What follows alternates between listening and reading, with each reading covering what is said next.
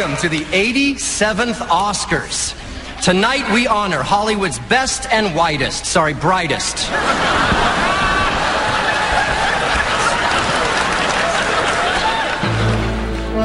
Cinemação, o seu podcast sobre cinema. Acesse nosso site cinemação.com. Cinemação.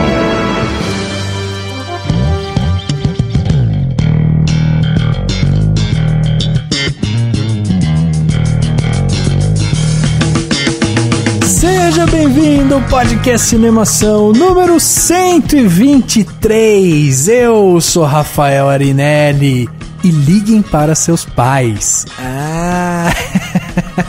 Que bonitinho, que fofinho. Eu sou o Daniel Cury e eu também quero saber quem que deu o green card pra esses fia da puta. Boa.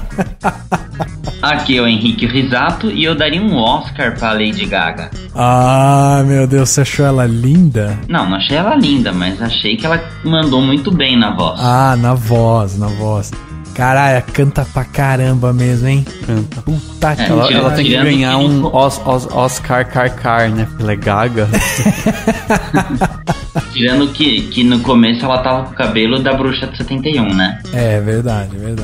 Muito bem, estamos reunidos aqui, time titular do podcast Cinemação, para comentar, falar, explicar, discutir tudo o que aconteceu no Oscar 2014-2015, né? Assim que deveria se chamar, na verdade, né? Tipo, Oscar 2014 Não, o Oscar 2015. premia os melhores filmes de 2014. 2016 então. É premiar os melhores de 2015 e assim por diante. Sempre foi assim. Só que no Brasil, tipo, sai 20% dos filmes em 2014 e 80% dos filmes em 2015. Uma semana antes do Oscar e a maioria não sai, e alguns ainda nem saíram ainda, né? Mas beleza. Exatamente. Mas vão sair, mas foda-se o mundo. O importante é que teve o Oscar, ele foi legal e é isso aí. É isso mesmo. E a gente vai conversar da importância do Oscar. Exatamente, vamos discutir aqui o que é o Oscar, o que ele trouxe pra gente, quais foram as grandes surpresas, os barbadas, enfim. Vamos conversar sobre Oscar 2015 aqui no podcast Cinemação número 123, mas antes vamos pro quadro Repercussão. Agora no Cinemação. Eu começo, então. Repercussão. E eu me surpreendi com o filme. Repercutindo o que rolou durante a semana. Repercussão. Everything is awesome. Everything is cool when you're part of a team. Everything is awesome when we're living our dream. Everything is better when we stay together. Side by side, you and I gonna win forever. Dani, se você estivesse no tapete vermelho do Oscar lá, esperando aquele monte de artista, de ator, todo mundo chegar pra finalmente, né, vir conversar com você, que pergunta você faria pro Seth Rogen? Tentando lembrar do Seth Rogen. O Seth, por que pra ele? Ué, porque ele é um artista, ele tava lá no tapete vermelho. Ele tava lá? Eu não vi. Não sei também. Não, enfim, tá. Não sei, acho que eu perguntaria se ele tá chateado por a entrevista não ter sido indicado a nenhum Oscar. Nem a framboesa, né? Nem a framboesa. Não, Acho que não ser indicado framboesa ninguém fica chateado. É verdade. Mas assim, por não ter nenhuma indicação ao Oscar, fala assim, pô, você não queria uma indicação aí e tal.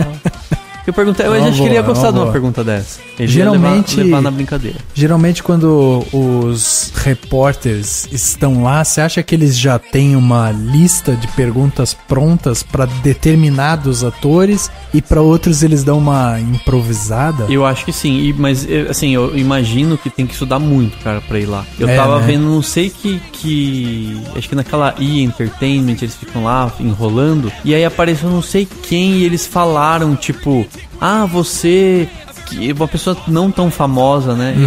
Que você que teve em tal filme com fulano e tal filme com ciclano e fez tal coisa e esteve aqui não sei quando.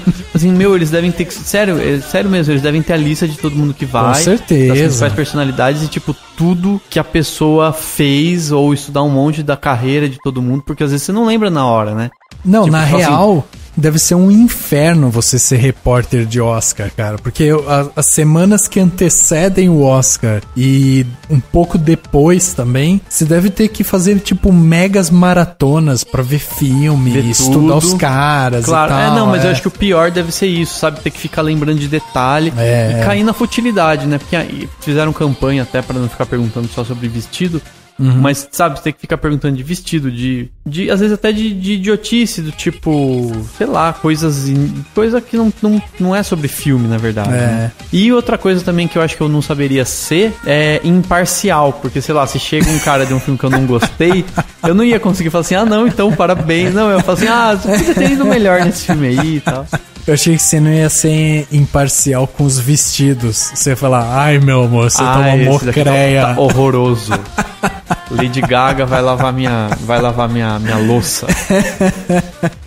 Dani, como que as pessoas fazem pra escrever pro Cinemação e mandarem seus comentários sobre o Oscar? O que elas acharam sobre o Oscar? Pra falar se elas acharam um vestido mais bonito que o outro, ou se o Seth Rogen merecia ser indicado a alguma coisa. Quais são os meios de contato do Cinemação para as pessoas falarem com a gente? É muito simples, é só mandar um e-mail para contato@cinemação.com.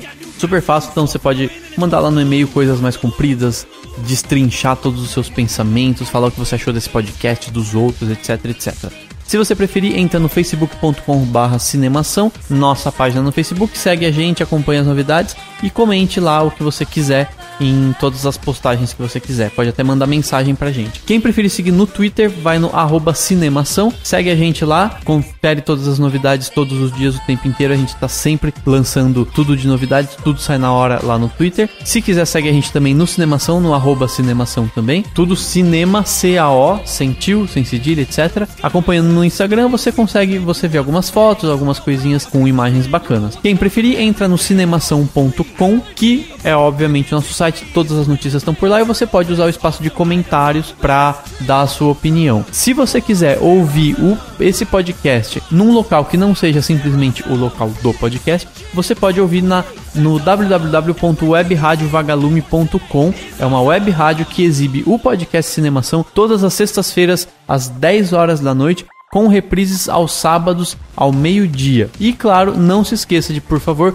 curtir o nosso player lá no SoundCloud, dar a nossa nota de preferência 5 estrelinhas no iTunes, para poder apresentar esse podcast para outras pessoas, já que se você gosta dele, você vai querer que outras pessoas que conheçam ele também. Então curte lá, ajuda a gente a subir um pouquinho o nosso índice lá nesses players que são importantes. Aliás, essa é uma boa campanha, hein, também de começar. Se a gente já começou a campanha Saia do Armário Ouvintes de podcast e que tem dado repercussão, né? As pessoas estão saindo do armário finalmente, escrevendo pra gente.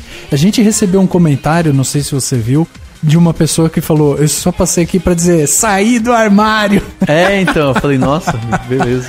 Então, acho super legal essa campanha, e agora a gente tem que lançar uma segunda campanha, que é apresente o Cinemação para mais 5 amigos, sei lá.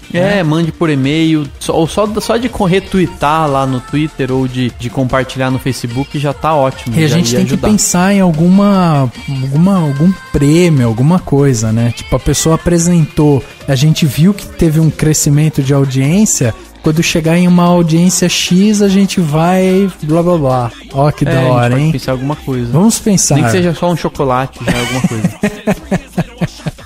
Muito bem, chegando aos comentários aqui, eu tenho um comentário deixado pela Camila Albuquerque. Ela escreveu no podcast Cinemação 121 A Teoria de Tudo, filme que premiou o nosso querido Ed Redmayne como melhor ator aí nesse Oscar, que a gente vai falar um pouco mais ainda hoje. E a Camila falou o seguinte: e aí, pessoal, achei o cast muito bom e gostei do filme também, mas de certa forma acho que é inocência achar que tudo foi tão lindo e romântico quanto aparece na tela. Como vocês disseram, é uma homenagem. Estamos vendo as coisas do ponto de vista da Jane. Acreditar que o cara nunca se irrita, sempre é gente boa, que não houve traição e que a relação era naturalmente inabalável é meio ilusório pro mundo real, principalmente com ele estando na condição física que estava. No resumo, apesar de tudo, eles parecem ter uma relação bem bonita e a julgar apenas pelo filme, o final foi de uma beleza incrível. Fora que o filme se paga só pelo trabalho do Ed. E, cara, é realmente isso, o filme se paga realmente pelo trabalho do Ed. Como a gente falou, né, toda cinebiografia ela vem com um certo ar romantizado, né? Nunca é exatamente daquele jeito. É óbvio que com certeza deve ter tido muitas coisas muito fiéis assim, mas, por exemplo, vou dar um exemplo bem prático. Na cena do Teoria de Tudo, quando eles estão... O Steve Hawking sai com a Jane e eles vão no baile, né? Que tá tendo na faculdade. Eles ficam lá em pé e ele fala: eu não gosto de dançar, né? Na vida real ele deve ter falado assim: eu não gosto de dançar. Tá vendo a galera ali dançando? Eles dançam por causa disso. A roupa é mais branca, né? Por causa disso, não sei o que. Pronto, acabou a conversa, né? Agora, quando você faz uma obra cinematográfica, você coloca os dois ali. Aí tem uma luz que pega de baixo pra cima, tem outra luz assim um pouco mais avermelhada, uma luz um pouco mais quente. Você dá um ar todo romântico, a música que é colocada que é um encontro exatamente. Eu acho assim, câmera lenta, né, também. E muito além disso, claro, a gente sabe que pode ter havido questões que não foram mostradas no filme, por ele ser mais uma homenagem do que outra coisa. Mas mesmo assim, o que dá a entender pelo filme é que houve um relacionamento bonito entre eles. Esse é o essencial, né? Uma briga aqui, uma briga ali, sempre acontece na vida real. E no filme, dependendo da mensagem que você quer passar, dependendo do que você quer destacar nesse relacionamento entre os dois, se você coloca uma briga, você cria uma quebra e você cria a necessidade de explicação para isso, o que talvez não fosse a vontade do filme, não fosse o importante para que o filme deseja passar. Então é claro que a gente sabe que na vida real as coisas têm muito mais coisas que acontecem, e no filme você precisa não apenas apresentar um ponto de vista, mas também reduzir, né, para 2 horas, para resumir tudo isso em 2 horas, mas é válido esse comentário, sim. De qualquer forma, assista a Teoria de Tudo, porque é um filme excepcional, principalmente no sentido de atuação. O que o Redmayne fez foi algo estrondoso, assim. Eu acho fantástica a atuação dele e vale sim você ir conhecer o filme. Eu tenho um comentário aqui da Amanda Aparecida Santos, que sempre comenta aqui nas coisas da gente, e ela comentou numa postagem que diz 5 coisas que você precisa saber antes de ver o Oscar. É simplesmente uma brincadeira com algumas curiosidades, algumas coisas interessantes sobre esse Oscar que saiu bem no dia, no domingo, dia 22 de fevereiro. E ela comentou o seguinte: 3 vezes consecutivas e mais uma vez Bradley Cooper vai ser ignorado pela academia. Em Sniper Americano, a transformação de Bradley Cooper para viver o personagem principal foi grande e ele realmente se empenhou na atuação para transmitir em tela os sentimentos do personagem. Mas ao que tudo indica, ele sofre do mesmo bullying que o Leonardo DiCaprio. Eu achei engraçado isso, mas eu discordo, porque eu acho que o Bradley Cooper ainda precisa de um certo feijão com arroz para ser Leonardo DiCaprio. Também acho.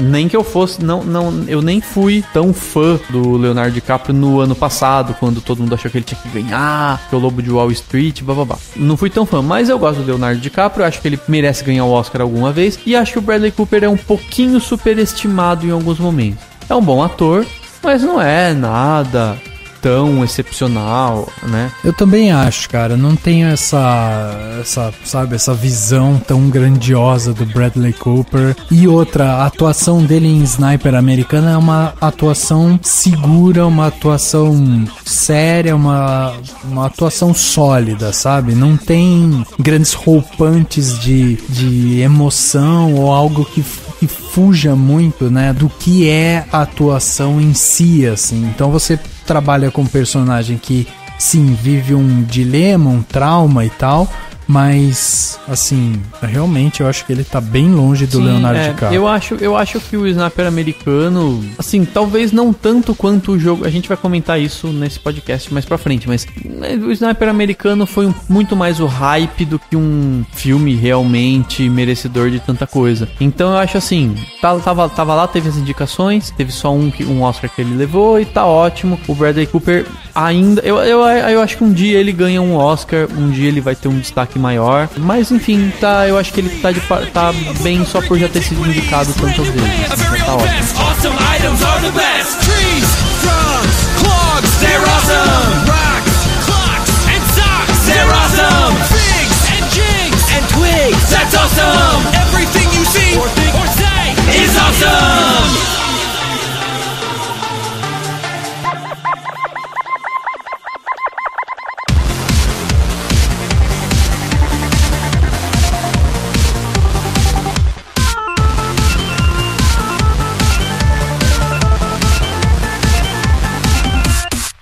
Check out this place.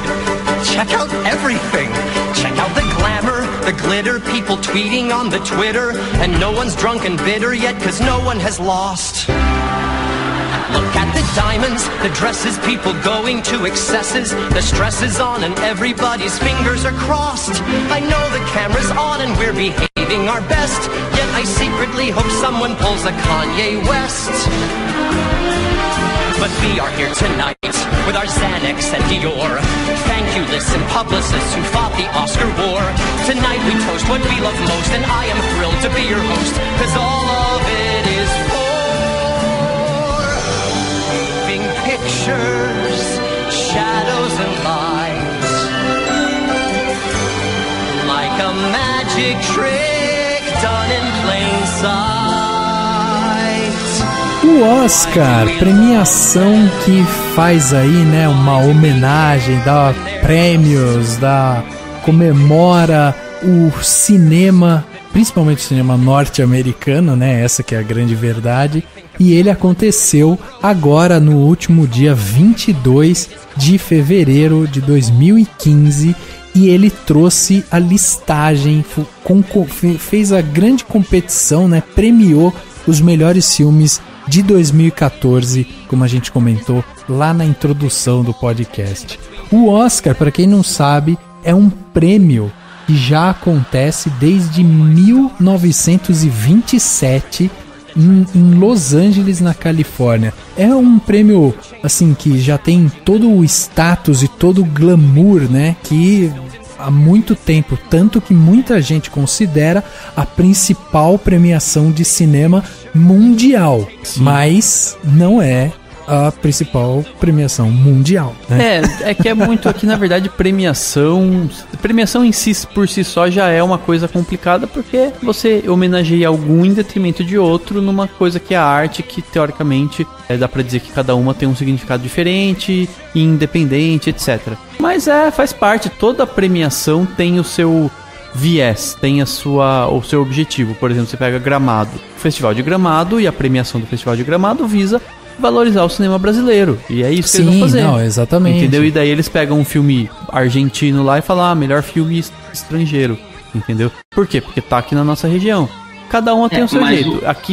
O Oscar, eu acho que ele acaba sendo até um glamour pros próprios astros e diretores americanos. Por conta dos Estados Unidos, da indústria de Hollywood, que é uma indústria gigantesca. Não represente realmente os melhores filmes, né? Exatamente. Só é uma festa mesmo. Só para as pessoas terem uma ideia, saiu um dia antes do Oscar, teve o César, né, o prêmio da França, que a gente até fala que é o Oscar da França, porque Oscar virou sinônimo de qualquer premiação, né, tipo, vão dar um prêmio, esse aqui é o Oscar do jornalismo. Mas enfim, lá na França eles deram um dos maiores vencedores, né, do César, de várias categorias, foi o Timbuktu, que foi um filme da Mauritânia, se não me engano, que foi só indicado a melhor filme estrangeiro no Oscar. E pela primeira vez na história, uma atriz americana ganhou o prêmio de melhor atriz do César. Porque os franceses são bem fechados, né, eles gostam de premiar atrizes francesas. Acho que tá certo também. Mas enfim, quem foi a atriz americana que ganhou o primeiro Oscar? A Kristen Stewart. Tipo, foi um tapa na cara de Hollywood e falou assim, ó, a primeira mulher que a gente vai premiar dos 6 aí é a que fez o Crepúsculo, entendeu? E tá certo, ela tá muito bem no filme novo dela, lá com a... Enfim, esqueci o nome, Caminhando nas Nuvens, uma coisa assim. Acima das nuvens, né? Mas enfim, só para as pessoas terem uma ideia de como é uma premiação pode ser completamente diferente da outra. O Oscar só tem o hype que tem e, querendo ou não, ele tem um charme que a gente gosta. Eu adoro o Oscar e acompanho mesmo. É que ele muda os critérios, né? Mas eu acho que hoje em dia ele não é tão glamouroso, por exemplo, como uma apresentação do Emmy. Cara, eu acho que é sim. Eu também acho que sim. É tudo também relacionado à indústria americana, assim. Eu acho que eu acabei vendo muitas críticas negativas desse Oscar 2015. Tanto pela questão do apresentador, né, do Neil Patrick Harris, quanto a questão da qualidade mesmo dos filmes e sobre eles não estavam tentando se vender, mas não o produto assim final, o filme em si, mas os atores, as produtoras, né, que são produtoras menores, né? Sim, eu acho. Vai dizer, tem a Fox Film, tem a Sony. Eu acho que é o seguinte. Na verdade, o grande problema que o Oscar tá enfrentando agora, nesse momento, primeiro, a crise de apresentadores. Ele não tá conseguindo achar um apresentador decente. Teve uma época que era tipo o Billy Crystal, Goldberg. A Whoopi Goldberg, e tinha acho que o Steve Martin, eles meio que alternavam vários momentos. Eles estão tendo uma crise, eles querem achar alguém, não acham, cada ano chama um e papapá. Mas lembrando que a do ano passado foi a Ellen DeGeneres, que foi bem legal. Eu gostei, mas ela teve piadas ruins também. O Neil Patrick Harris teve piadas péssimas, que eu acredito muito que não foi culpa dele, foi porque os roteiristas do Oscar são horríveis, eles fazem piadas péssimas e o coitado tinha que fazer aquelas piadas que escreveram pra ele fazer. Como é que Não é ele como ator que desenvolve as piadas. Não, tem um roteiro pronto. A maioria, né? Provavelmente uma coisa ou outra, aquela ceninha que ele faz, não sei se ele teve mão nisso, mas foi inspirada, né? Ele vai de cueca, aparece lá na frente. Só você parar pra pensar, tipo, em cenas como, sei lá, a hora que chega lá um ator pra ler, né, e tipo, anunciar uma categoria, é um discurso totalmente quadrado, engessado. E às vezes tem uma piadinha, sempre do roteirista do Oscar, né? Exatamente. Aí o cara tem que tentar antes e ver se ele consegue. Depois a gente pode falar sobre isso, mas assim, a academia tá com esse problema e no mundo hollywoodiano a gente tá com um grande abismo entre os filmes de maior qualidade pra eles e os filmes de maior bilheteria. Então o que acontece? Você pega, por exemplo, o Titanic. Titanic foi um dos maiores vencedores do Oscar e a bilheteria foi absurda no mundo inteiro. Todo mundo viu. Então provavelmente a audiência era muito boa, todo mundo queria ver o Titanic ganhando o Oscar, porque todo mundo foi no cinema. Sim, é verdade. Só que pouquíssimas pessoas foram ver Birdman, pouquíssimas pessoas foram ver A Teoria de Tudo, pouquíssimas pessoas foram ver Boyhood, pouquíssimos foram ver Whiplash. O Grande Hotel Budapeste. O Grande Hotel Budapeste. O Grande Hotel Budapeste ainda teve uma das melhores bilheterias, mas baixíssima, mas né, mesmo assim baixa.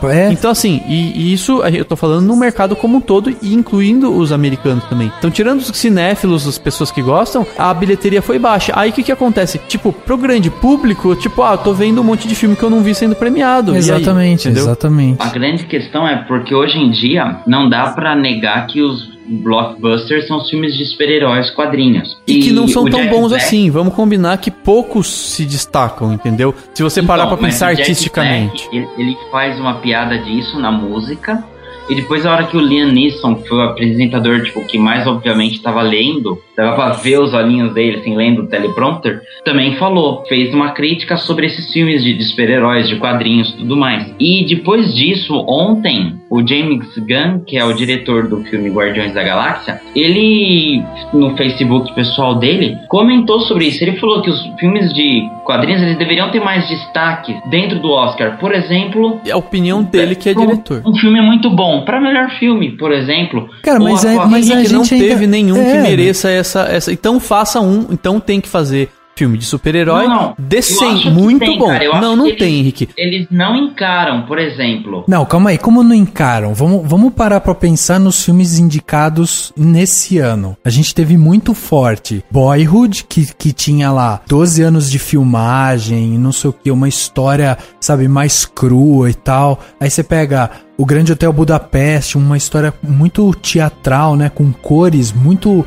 vivas e tal, totalmente diferente. Você tem um Birdman com plano sequência, que você não vê isso todo dia e tal. Aí, se você for pegar Guardiões da Galáxia, Capitão América 2, por exemplo, sei lá, for pegar os melhores filmes que a gente teve de super-herói, você vai ver que é uma fórmula engessadinha, é aquilo ali. Você tem o super-herói, você tem o problema e você tem a solução que eles vão resolver e que você não tem grandes conflitos. Então esses filmes de super-herói, por mais que eles sejam muito bem produzidos, por mais que eles levem o grande público pro cinema, eles não inovam em nada dentro do cinema. É muito difícil você chegar lá e falar, caralho, que puta história, olha como esse filme foi filmado de uma forma diferente. Você já parou pra imaginar, tipo, um mas Capitão isso América é em culpa plano sequência? Jamais, Não, entendeu? sim, mas isso é culpa de quem? Dos diretores e dos atores. Então, Claro, do e roteiro. é por isso que não, por isso Mas- que eles não concorrem a melhor filme. Não, mas isso que eu tô falando.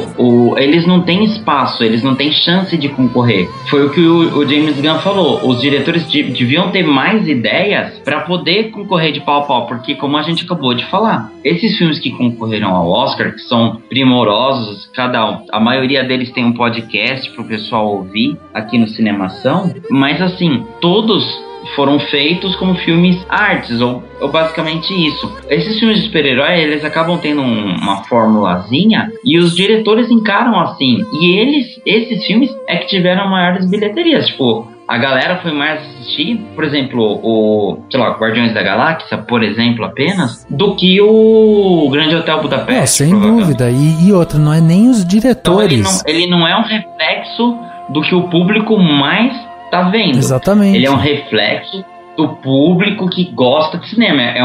É por isso que eu falei, é um prêmio, cada vez mais ele vai fechando assim, ele não é tão popular, ele Mas tem o glamour. o grande Porque problema... hoje em dia, quem assiste o Oscar é quem vai, eu vou no cinema ver os filmes do Oscar, que são salas não tão lotadas e por aí vai. Ó, só pra gente ver um exemplo.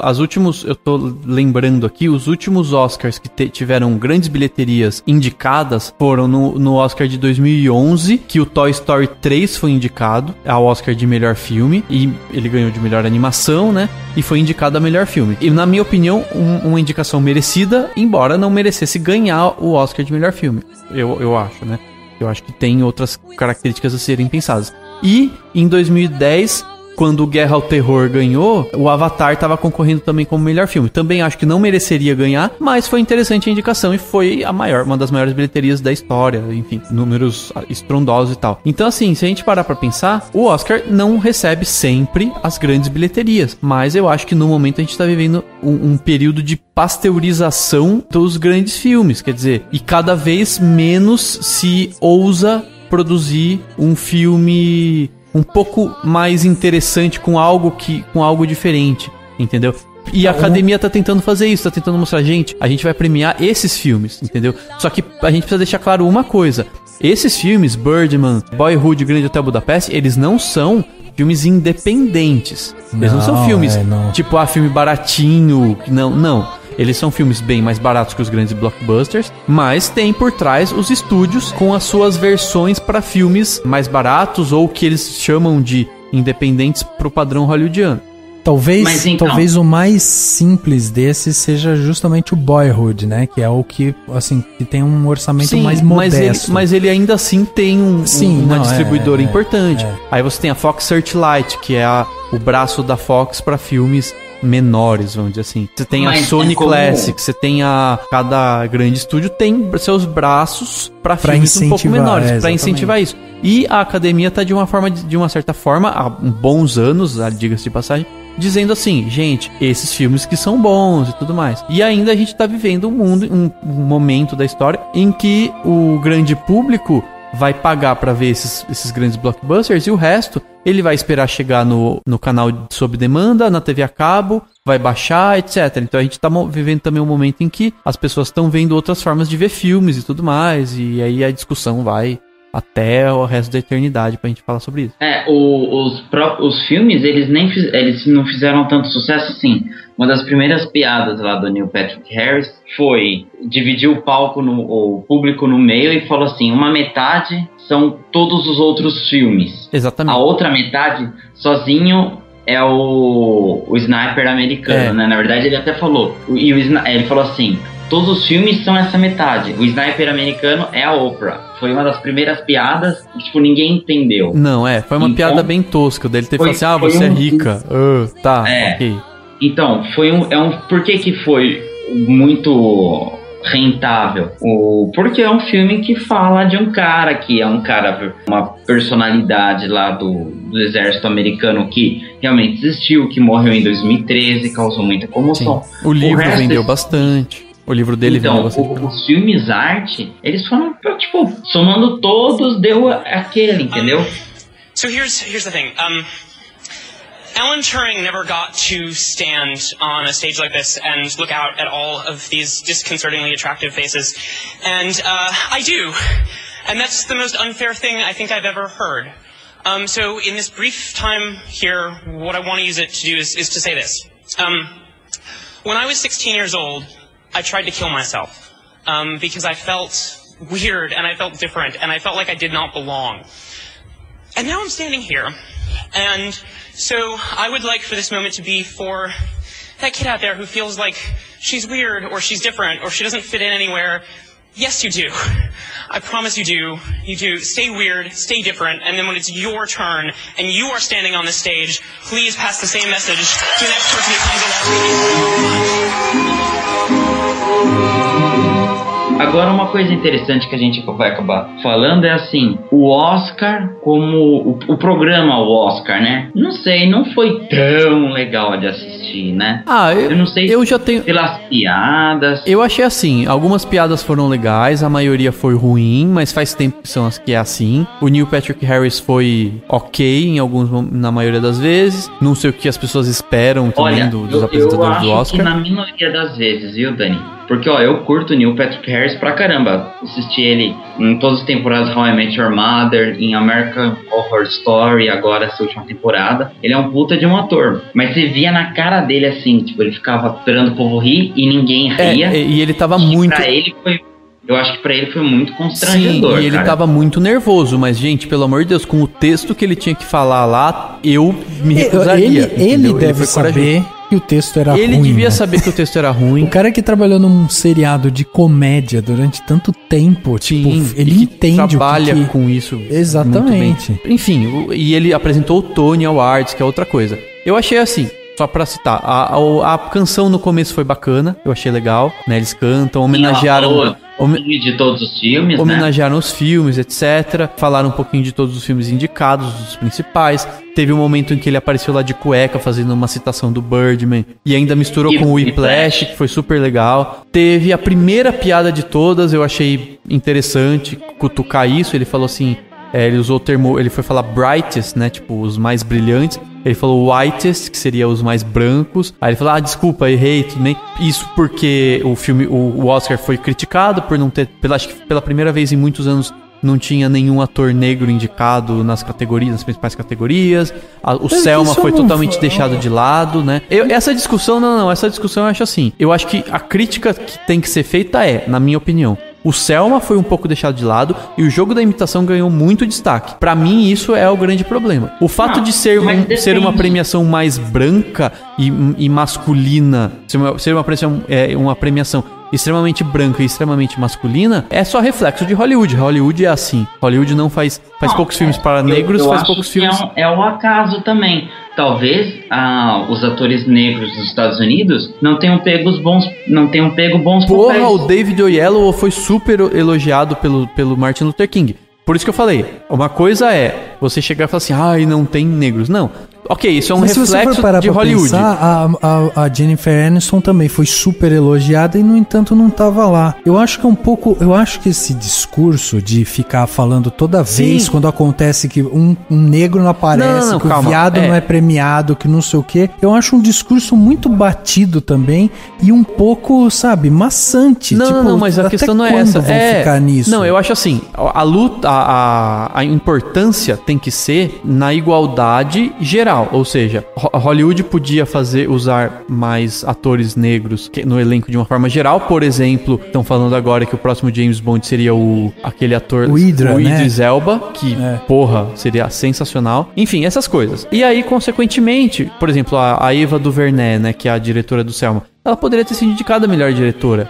Apesar de eu não ter visto ainda o Selma, não tive a oportunidade de ver, vou correr pra ver. Mas, assim, ela poderia ter sido indicada. E aí você pode dizer assim, pô, sacanagem. Pô, indicaram aquele babaca do Jogo da Imitação. Tem aquele filme medianinho, vagabundinho, e não levaram ela. Aí, beleza. No último podcast você disse até que ele era tipo um telefilme, né, Daniel? Exatamente, o Jogo da Imitação, mas precisava até tá aí, lá. ô Dani, eu acho, é por isso que eu acho assim, ó, que esse discurso de racismo, sabe, de algum tipo de racismo, eu acho que é um discurso, tipo, que já tá enterrado, sabe? Quando você pega a diretora, a CEO, a presidente do Oscar, é uma mulher negra. Eu tenho pra mim, guardado no meu coração, um dos Oscars que pra mim foi uma das maiores injustiças que eu lembro de ter visto, que foi quando o Champagne perdeu o Oscar pro Denzel Washington em Dia de Treinamento. Sim. O Champagne tinha feito aquele filme de amor, que ele fazia um cara com problema mental e tal, uma interpretação que eu tinha ficado maluco com a interpretação dele. E na época deram um prêmio pro Denzel Washington porque fazia muitos anos que um negro não ganhava. Sim. Então eu acho assim, que esse discurso, ele acaba, inclusive, diminuindo o lado artístico. Sim, porque o que tem que ser discutido é a obra cinematográfica como arte. Claro, porque se a gente ficar falando, falta filme com um ator negro. Falta não sei o quê. Mas você não tem que reclamar no Oscar. Você não pode reclamar, eu acho. Que você não pode chegar no Oscar e falar assim, pô, não tem indicado. Não, você tem que chegar lá no começo do ano passado, e falar assim, galera, produtores, vocês podem fazer filmes mais variados, valorizar a diversidade, etc, etc. E esse é um papo importante que a gente está tendo, porque esse Oscar foi muito político. E eu achei isso sensacional.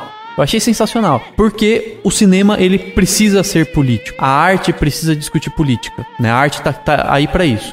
Se não discutir coisas existenciais, se não for para discutir a própria arte, se não for para discutir algumas outras questões importantes, tem que discutir política. E faz parte. Cannes sempre foi um evento, um festival super político. Festivais europeus costumam ser muito políticos, Berlim principalmente.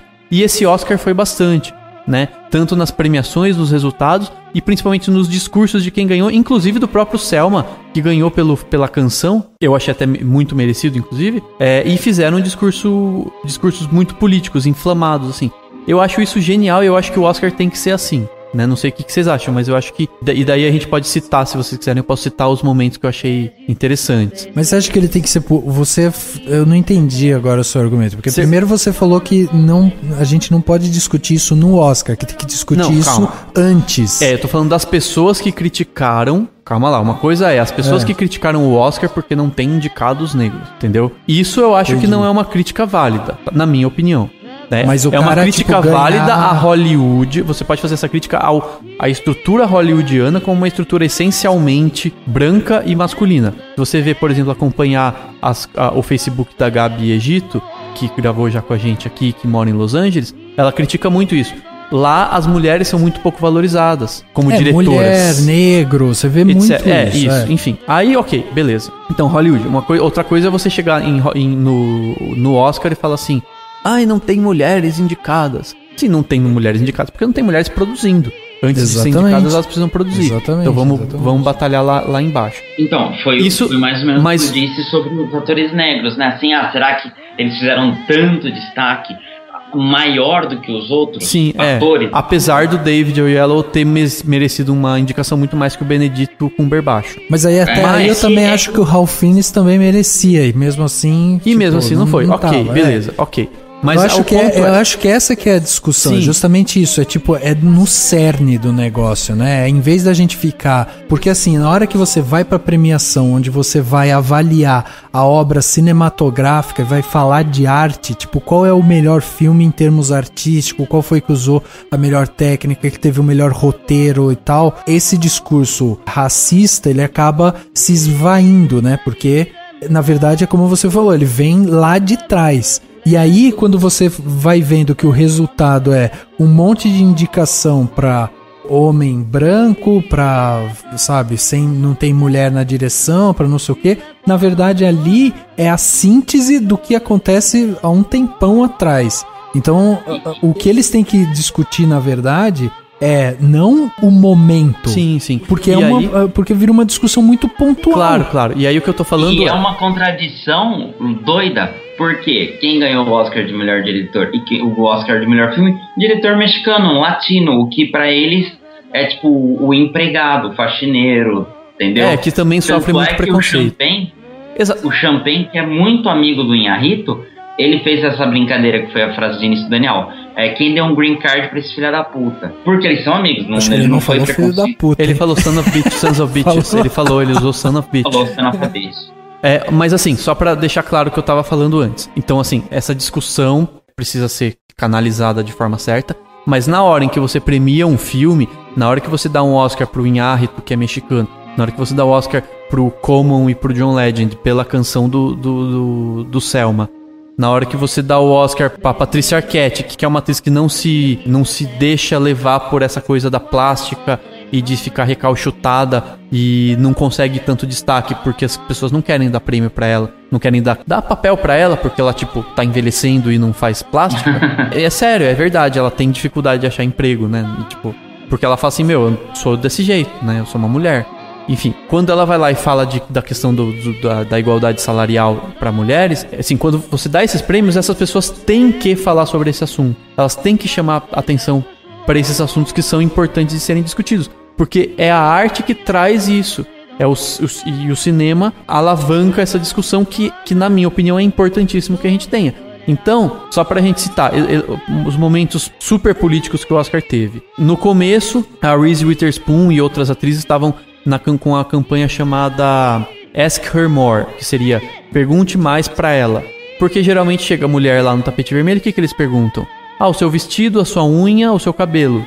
Porra, a mulher fez um filme, ela é uma atriz.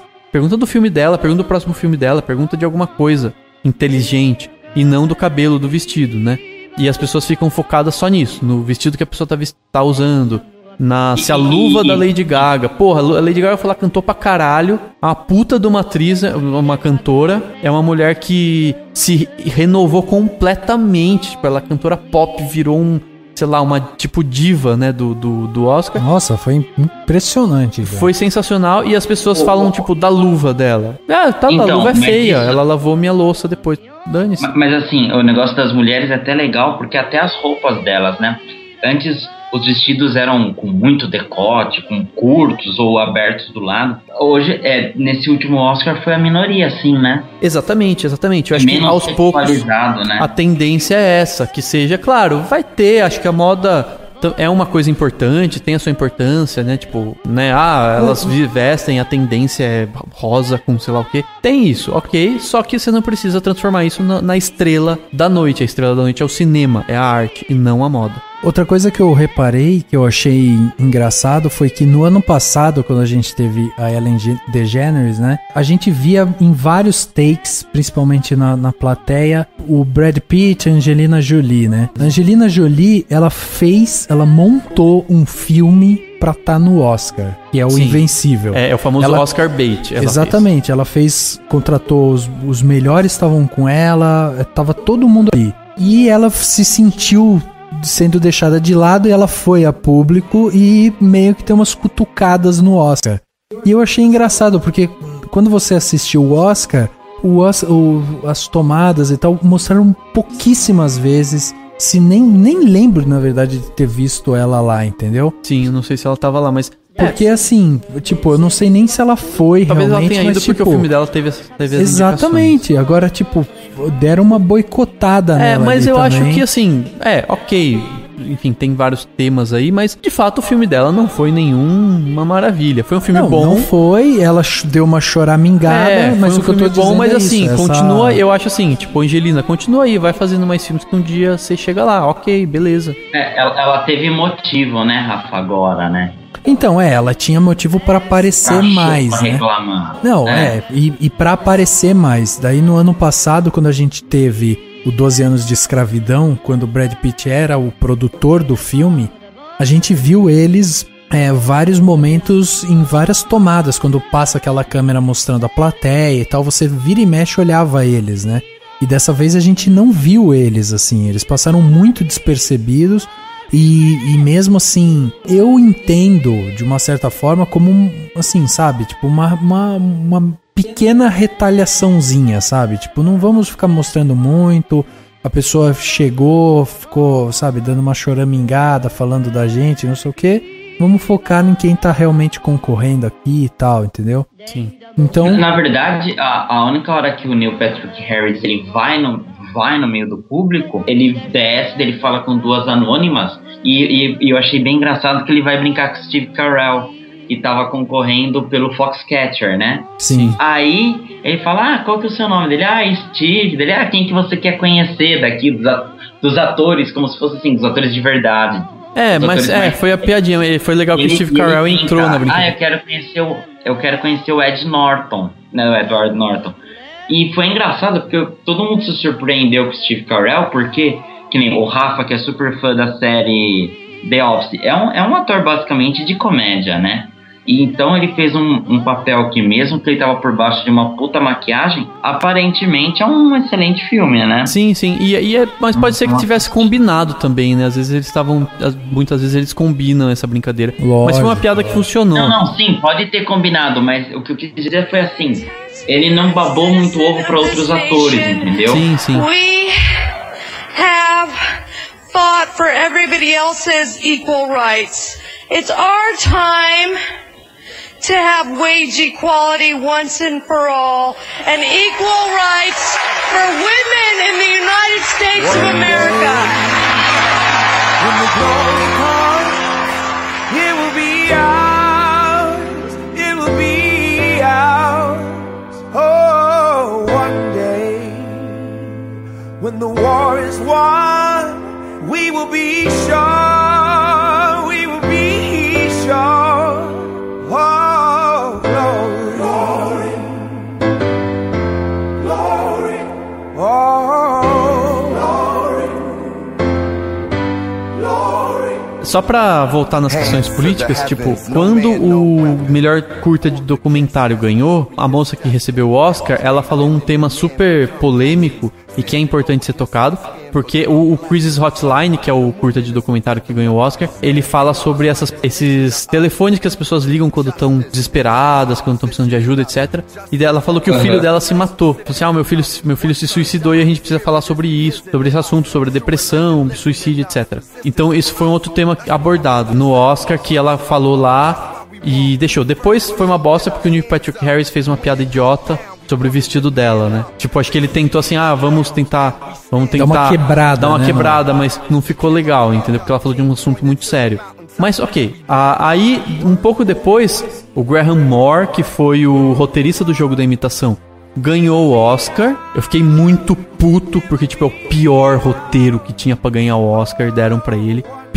O pior de longe, o pior roteiro. Mas enfim, ele ganhou. E contou a história e falou que ele tentou se matar. E daí ele usou um termo interessante. Tipo, ele falou que ele se achava esquisito e não se encaixava na sociedade. E daí ele falou assim, pessoas, se vocês se sentem esquisitas, fiquem esquisitas e vocês se encaixam em algum lugar e tudo mais. Pode ser que ele tenha se referido à homossexualidade, porque eu não sei se ele é homossexual, mas o filme, o Jogo da Imitação, fala sobre a homossexualidade do Alan Turing. Que foi o motivo que ele morreu, né?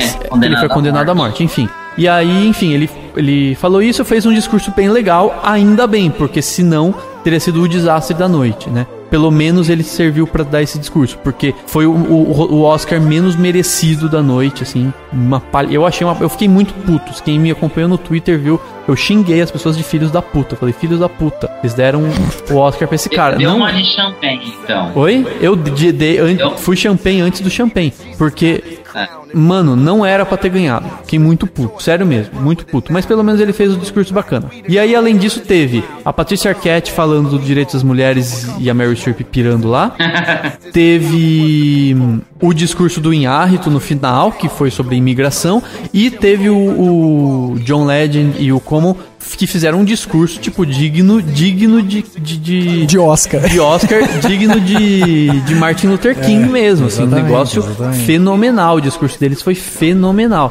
Então, assim, eu acho que o Oscar valeu só por isso, só por levantar esses temas e talvez fazer muita gente pensar nisso tudo. E fez justiça. O Oscar pro Selma, só pelo Glory, né, pela música, já fez justiça ao que podia ter feito por questões políticas. Num momento belíssimo do Oscar, no momento, né, quando eles cantaram, todo mundo chorou e tudo mais. Exatamente. Todo mundo ficou emocionado, a música é muito emotiva, que foi o que deu o Oscar pra ela é muito inflamada, sim, né? É porque aqui no Brasil, a gente, quanto à escravidão, aqui no Brasil a gente só lembra da Princesa Isabel e da Lei Áurea, que é lá em 1800, né? Nos Estados Unidos, a escravidão basicamente ela acabou com a Guerra Civil Americana, certo? Antes do Brasil. Sul contra...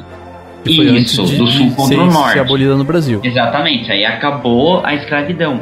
Mas o que aconteceu lá ficou tão separado, era assim, calçada dos brancos, calçada dos negros, escola de brancos, escola do negro. Então aqui no Brasil a gente não teve muito disso, até pela diversidade populacional.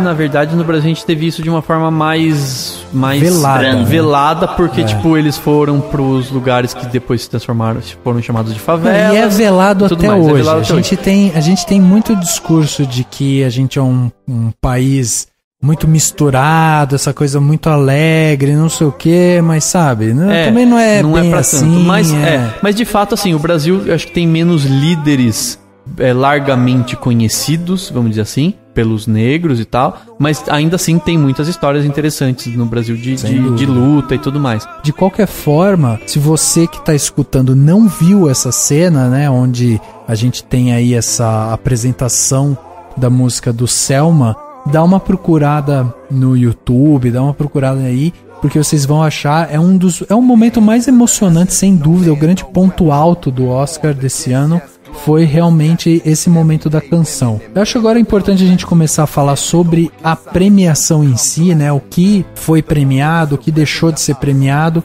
para daí a gente começar a discutir um pouco isso. O Dani já deu uma palhinha do que ele achou injusto, o que ele achou revoltante e tal. Mas, assim, pra começar, o Oscar desse ano, ele teve alguns destaques, né? Não foi tão pulverizado como a gente viu no ano passado, mas tiveram alguns filmes que tiveram mais destaque do que os outros. Pra quem não sabe, os maiores vencedores do Oscar até hoje é o Titanic em 98, que ganhou 11 prêmios. A gente tem em 1960 o Ben-Hur, também com 11 prêmios. E a gente tem em 2004 o Senhor dos Anéis, O Retorno do Rei, com 11 prêmios também. E assim, esses três em primeiro lugar como os maiores vencedores de Oscar. E em segundo lugar a gente tem o West Side Story em 1962 com 10 prêmios. Então esses são os maiores vencedores de Oscar. De um tempo pra cá, a gente viu a premiação dar uma pulverizada, né? Ela começa a distribuir alguns prêmios para diferentes filmes, e aí você acaba tendo uma grande quantidade de filmes que deixam de ser apenas indicado a 5 categorias e passam a ser vencedores de uma, né? A gente tem essa mudança de mentalidade. Ano passado o Trapaça foi indicado a 11 e não ganhou nada. Exatamente. E aí esse ano a gente teve como os grandes vencedores Birdman com 4 Oscars, o Hotel Budapeste com 4 Oscars e o Whiplash com 3 Oscars. Eu acho que a grande surpresa da parte de premiação foi Boyhood, né? Que acabou levando um prêmio com um ator coadjuvante Foi da Patrícia Arquette. Exatamente, com a Patrícia Arquette. Então, o que vocês acham que aconteceu com Boyhood? Eu acho que a academia apenas preferiu o Birdman e aí não houve essa polarização. Eu achei injusto. Por quê? Eu achei que o Boyhood merecia ganhar de melhor diretor por conta do trabalho do Richard Linklater. Tipo assim, qualquer pessoa leiga que simplesmente ouve, esse filme durou 12 anos de filmagem, poucos dias por ano, tudo mais, acompanhou o ator crescendo. Meu, talvez, não sei se ele é tão inovador, porque tem alguns filmes que vão acompanhando, por exemplo, Harry Potter, foi acompanhando os atores. Mas a ideia de pegar poucos dias e você sente no filme o elenco de apoio ia mudando, entendeu? Eu acho assim, ele foi pensado para ser em 12 anos. Eu acho que essa iniciativa, esse diferencial fazia o Richard Linklater merecer sim ganhar o Oscar de melhor diretor. Sim, eu acho que poderia ser. Eu jurava que o Boyhood ganharia o de melhor filme, um ou outro aqui e ali, e o melhor diretor seria pro Iñárritu. Eu achava que seria assim. Eu apostei, assim, se eu tivesse que apostar e tudo mais, eu apostaria nisso. O que eu acho que muita gente reclamou, eu vi muita gente comentando, que o Linklater deveria ter recebido de melhor diretor também pela carreira dele. Porque ele tem uma carreira muito mais sólida, ele fez grandes filmes, fez de tudo, fez Escola do Rock e a trilogia lá do Antes do Amanhecer, etc, etc. E o Iñárritu, apesar de ter feito filmes muito bons, ele fez o Beautiful, que não é lá aquelas coisas, enfim, fez alguns filmes não tão fortes e tudo mais. E não fez tantos filmes. Mas aí você entra naquela discussão. A gente premia pela carreira, a gente premia por essa obra. Exatamente. Né? Eu acho que foi merecido de melhor diretor pro Iñárritu, sem dúvida nenhuma. Eu acho que mereceu muito. O de melhor filme, quando eu vi que o Boyhood não tava levando nada, você já percebe o quê? A academia não curtiu Boyhood, não tá afim de premiar Boyhood. E aí eu meio que aceitei isso. Aí assim, quando foi anunciar pra melhor filme, no fundo do meu âmago, alguma coisa torcia pelo Whiplash, porque ele ganhou de melhor montagem.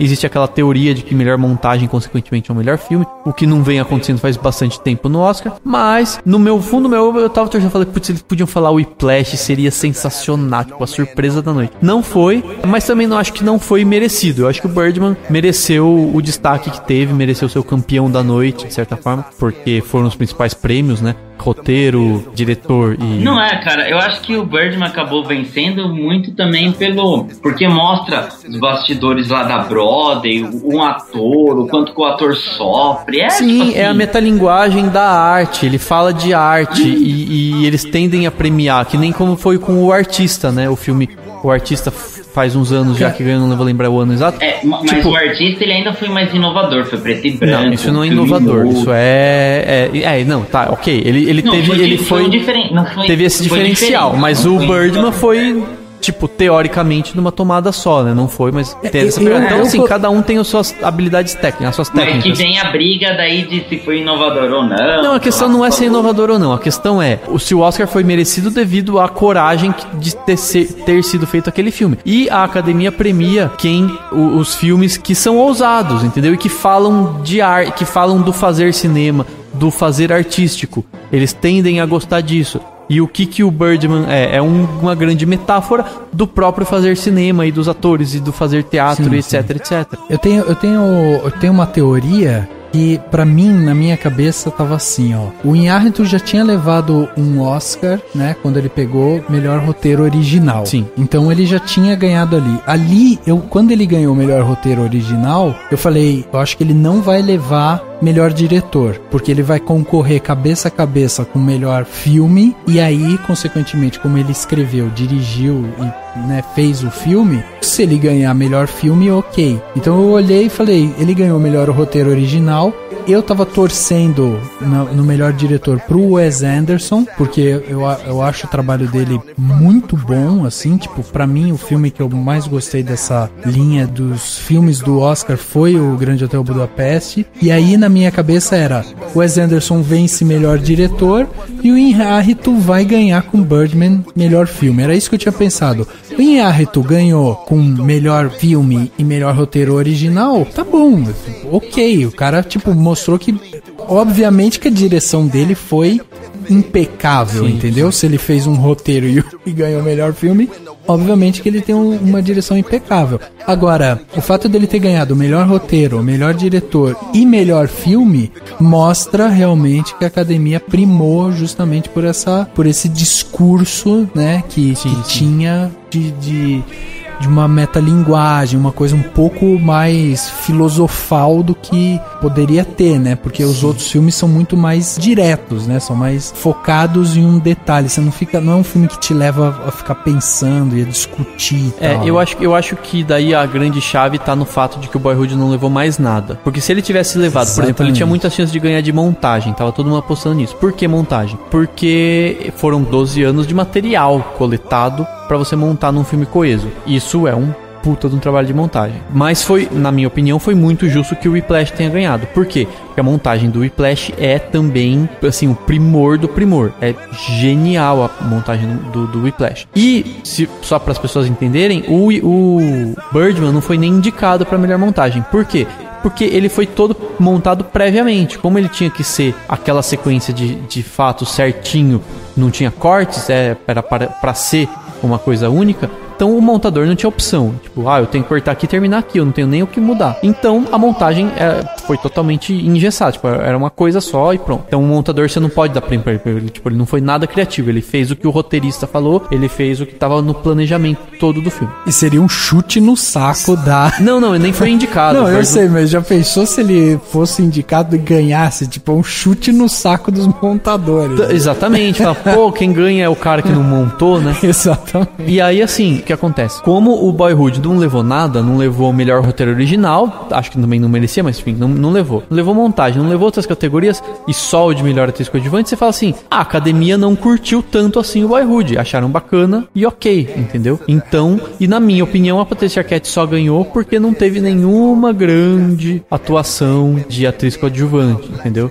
Mas ela merecia, eu acho que ela mereceu, ela fez um trabalho muito bom, mas não teve nenhuma que se destacou tanto assim. E aliás, a gente teve uma gama muito fraca nessa parte de atriz coadjuvante e melhor atriz, né, cara? Porque a hora que eu tava vendo as melhores atrizes, na principal categoria, né, melhor atriz, eu tava olhando, eu falei, cara, é tão barbada a Julianne Moore ganhar, porque assim, ela é a que destoa de todas as outras. As outras estão numa média, sabe? Você vê assim uma atuação muito parelha. E a Julianne Moore, ela tem um filme que entregaram pra ela e falaram, esse filme é seu. Sim, o filme da vida dela tal, e que exatamente. Ela manda muito bem. Mas assim, e se você parar pra pensar, na minha opinião, ainda tem pessoas que nem não mereciam ter sido indicadas. Por exemplo, eu não acho que a Felicity Jones precisava ter sido indicada. Eu acho que ela não foi uma...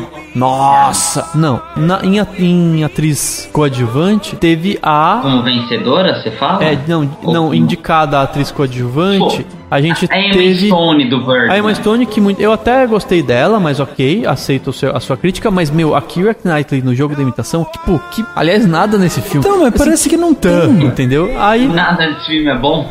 Cara, esse filme, ele é um filme mediano, ele é legal, assim, tipo, tô em casa vendo o filme, vou ver o Jogo da Imitação, ok, ele é bacana, mas não pra ser indicado a nada no Oscar. E ele foi indicado a um monte de coisa e ainda ganhou de melhor roteiro. Eu fiquei indignado com isso, cara. Isso é politicagem do Harvey Weinstein lá, que é o cara da Warner lá e tal. Mas enfim.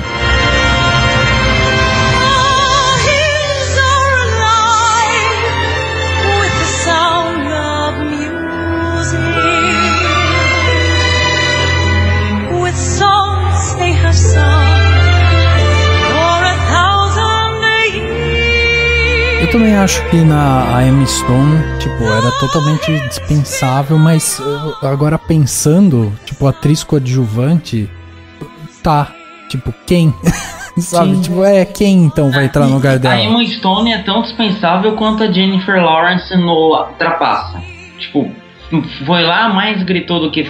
Tipo, a atuação dela foi gritar. Não, eu acho que assim, ok, mas o que a gente tá dizendo tipo, não teve mais nenhuma grande atriz, talvez, que a gente tenha lembrado. Talvez seria um pouco coerente, não sei se teve diferença de data de lançamento, porque pro Oscar tem que ter umas regras de data de lançamento, mas se a Kristen Stewart tivesse sido indicada. Eu não assisti o Acima das Nuvens, mas falaram que ela tá excelente no filme. E se ela tivesse sido indicada, talvez teria uma coerência lá com o Caesar e com outras premiações que falaram, pô, você mandou muito bem nesse filme. E ainda teve a Meryl Streep. Mano, pra quê? Pra que a indicação dela? Sério, pra quê? Alguém explica. Ela tem que pra ela quê? tem que estar lá. Ela tem que estar lá. Puta que Ela pariu. tem a cota, né? Ela tem a cota, tipo, a cota de idosa. Mano, 19 indicações. Era a cota de Meryl Streep. Não precisava, sabe? Você vê, acho que nem ela. Acho que ela deve ter falado assim, puta que pariu, me indicaram, vai se fuder. Ela deve ter pensado assim, não é possível. Ela nem queria ter ido, ela queria ter ficado em casa. Ah, certeza. Vamos relembrar aqui então, ó. A gente teve como grande vencedor da noite o Birdman, que ganhou melhor filme, melhor diretor, melhor roteiro original e melhor fotografia. Acho que não Sim. tivemos... Fotografia, aliás, sensacional. Ótimo, exatamente. Super merecido. Principalmente por Mas, conta... não concordo. O que você achava? Melhor fotografia, eu não daria pro Birdman. Eu teria dado pro Grande Hotel Budapeste. O Grande Hotel Budapeste, ok. Poderia, assim, não seria desmerecido. Muita gente tava pensando que seria o Roger Deakins pelo Invencível. Mais porque o Roger Deakins é aqueles diretores de fotografia fodões que tá... Que mais uma vez prova que a Angelina Jolie estava tentando se cercar de pessoas oscarizáveis, né? Tipo, ela queria realmente levar alguma estatueta com o nome dela na direção, e que o que não rolou realmente dessa vez pra ela. Mas, tipo, eu acho que Desculpa, só pra completar, o Roger Deakins, ele teve 12 indicações ao Oscar na vida dele. Pois é, e nunca exatamente. ganhou. Exatamente. Então, todo mundo tava achando, vai ser a coroação, e ele já tá... Não sei se ele tá velho a ponto de não trabalhar mais, mas ele não é um novinho, né? Então, muita gente achou que, enfim, o veterano pode ser que ganhe. Mas eu achei muito merecido pro Lubeski lá do Birdman, que o trabalho foi fenomenal, e o pessoal que entende de plano sequência fala que é um negócio, assim, absurdo que ele fez. Não, se fosse entregue pra o Grande Hotel Budapeste ou pra Birdman, tava bem entregue, assim. Eram os dois grandes favoritos, foi pra Birdman, e tipo, ok, foi bem entregue. A fotografia do Grande Hotel Budapeste também é fantástica. E até o Grande Hotel Budapeste acabou levando os principais prêmios técnicos, né? Se você olhar que ele levou melhor trilha, melhor design de produção, melhor maquiagem e melhor figurino. 4 Oscars também, assim como o Birdman. Enquanto o Birdman ganhou as principais categorias em termos de, vamos dizer, de visual, né? Essa parte assim um pouco mais conceitual, né? O Hotel Budapeste acabou levando os Oscars técnicos mesmo. E foi super merecido. Por exemplo, maquiagem. A maquiagem do Hotel Budapeste é fantástica. E figurino, você tem o figurino lá do Monsieur... Não lembro agora mais o nome dele. Enfim, do Monsieur tal lá, que é o cara que cuida do hotel.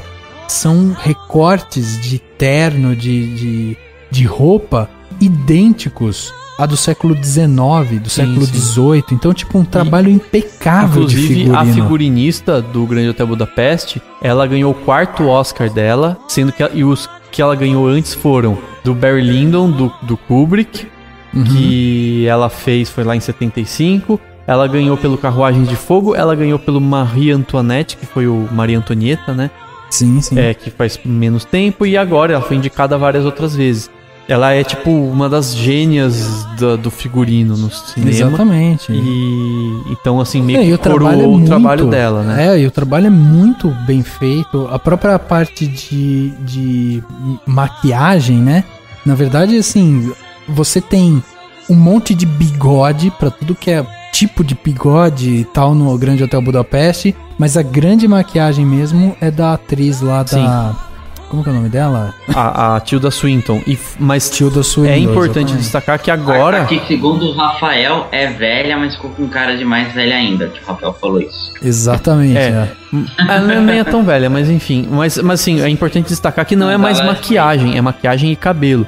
É uma diferença grande. Porque se você pega, por exemplo, o Guardiões da Galáxia eu não vou nem considerar, porque, tipo, foi só assim, vamos deixar a Marvel ficar feliz. Apesar de que eles ganharam com o Big Hero 6 lá, mas enfim. Mas o Foxcatcher também foi indicado pra maquiagem e cabelo. Ouvi críticas negativas e positivas, eu particularmente tanto faz pra mim se o nariz do Steve Carell ficou legal. Mas o fato é que Tipo, cabelo. Que cabelo tem no... Não tem cabelo, então tem cabelo Grande Hotel Budapeste, então vai pra lá. Entendeu? Exatamente. Não, e não tem jeito. Se você para pra focar justamente na parte de figurino, e você já tem um figurino legal, assim, é consequência você ter também um belo parte de maquiagem e cabelo, entendeu? Sim. Porque não faria sentido você colocar um figurino fantástico e você premiar e, sei lá, a maquiagem ser uma bosta gigantesca, sabe? A não ser que seja um coisa de época que não usou quase nada de maquiagem. Aí, exatamente. Ok. E não, e realmente... Por exemplo, o Selma podia estar concorrendo a figurino, ele não concorreu.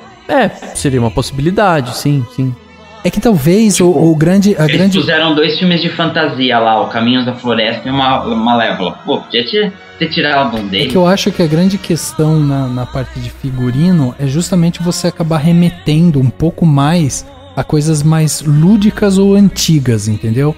E Selma, por ser de uma certa forma recente, talvez o encontrar roupas para aquela época não seja tão difícil e tão complicado como é, por exemplo, pra, sei lá, o próprio Hotel Budapeste ou mesmo pro Caminho da Floresta. E o vício inerente, sabe? Que apesar de também ser... que é diferente, assim, o Selma, o foco não é o figurino, né? Tipo, as pessoas passam usando terno e roupas mais simples, mais normais. Exatamente. Se você pega o vício inerente, por exemplo, que na verdade uma coisa mais datada, né? Mas assim, o vício inerente é anos 70. O Turner também. Sim. Sr. Turner, exatamente. Mas o vício inerente, por exemplo, ele seria merecido se ele ganhasse, porque é anos 70, mas é tipo, o filme é uma comédia toda estilosa que é voltada pra mostrar as pessoas vestindo roupas mais incomuns, entendeu? E aí tem um trabalho de figurino mais destacado. Mas enfim, é isso, e a tendência de Hollywood é premiar os filmes mais de época, com esse trabalho um pouquinho mais refinado mesmo. Exatamente, e aqui em O Grande Hotel Budapeste, que foi o segundo, né, o empatado, né, com Birdman no grande vencedor da noite, a gente também não vê nenhuma grande surpresa, né, quando ele vence com melhor trilha, melhor design de produção, melhor maquiagem, melhor figurino. Tava dentro, ok, também não vemos nenhuma injustiça. E aí a gente tem o segundo colocado entre os vencedores, que é o Whiplash, que levou melhor ator coadjuvante, melhor montagem e melhor mixagem de som. E eu achei o prêmio muito bem entregue para ator coadjuvante. Que não tinha nem dúvida nenhuma. Nenhuma dúvida. Parecido até com o de atriz coadjuvante e de atriz. Tipo, não tinha muito o que escolher, não tinha muito o que pensar, é isso. E ainda tem o fato, tipo, é um cara já mais velho que tá no papel da vida dele, etc, é aquilo. Pra ele. Não, você para pra... Quando você assiste o filme, você assiste o Whiplash, você assiste, por exemplo, Boyhood, quando você tem o Ethan Hawke, ou quando você assiste o próprio Birdman, que você tem o Edward Norton, você vê que tanto o personagem do Edward Norton quanto do Ethan Hawke não tem o tamanho da importância que tem o personagem do J.K. Simmons, né? É um personagem que, assim, ele tem um peso muito forte. O Edward Norton, achei que ele mandou muito, não seria tão desmerecido bem ele ganhar. Sim, mas, tipo, ok, ele vai ter outras chances, etc.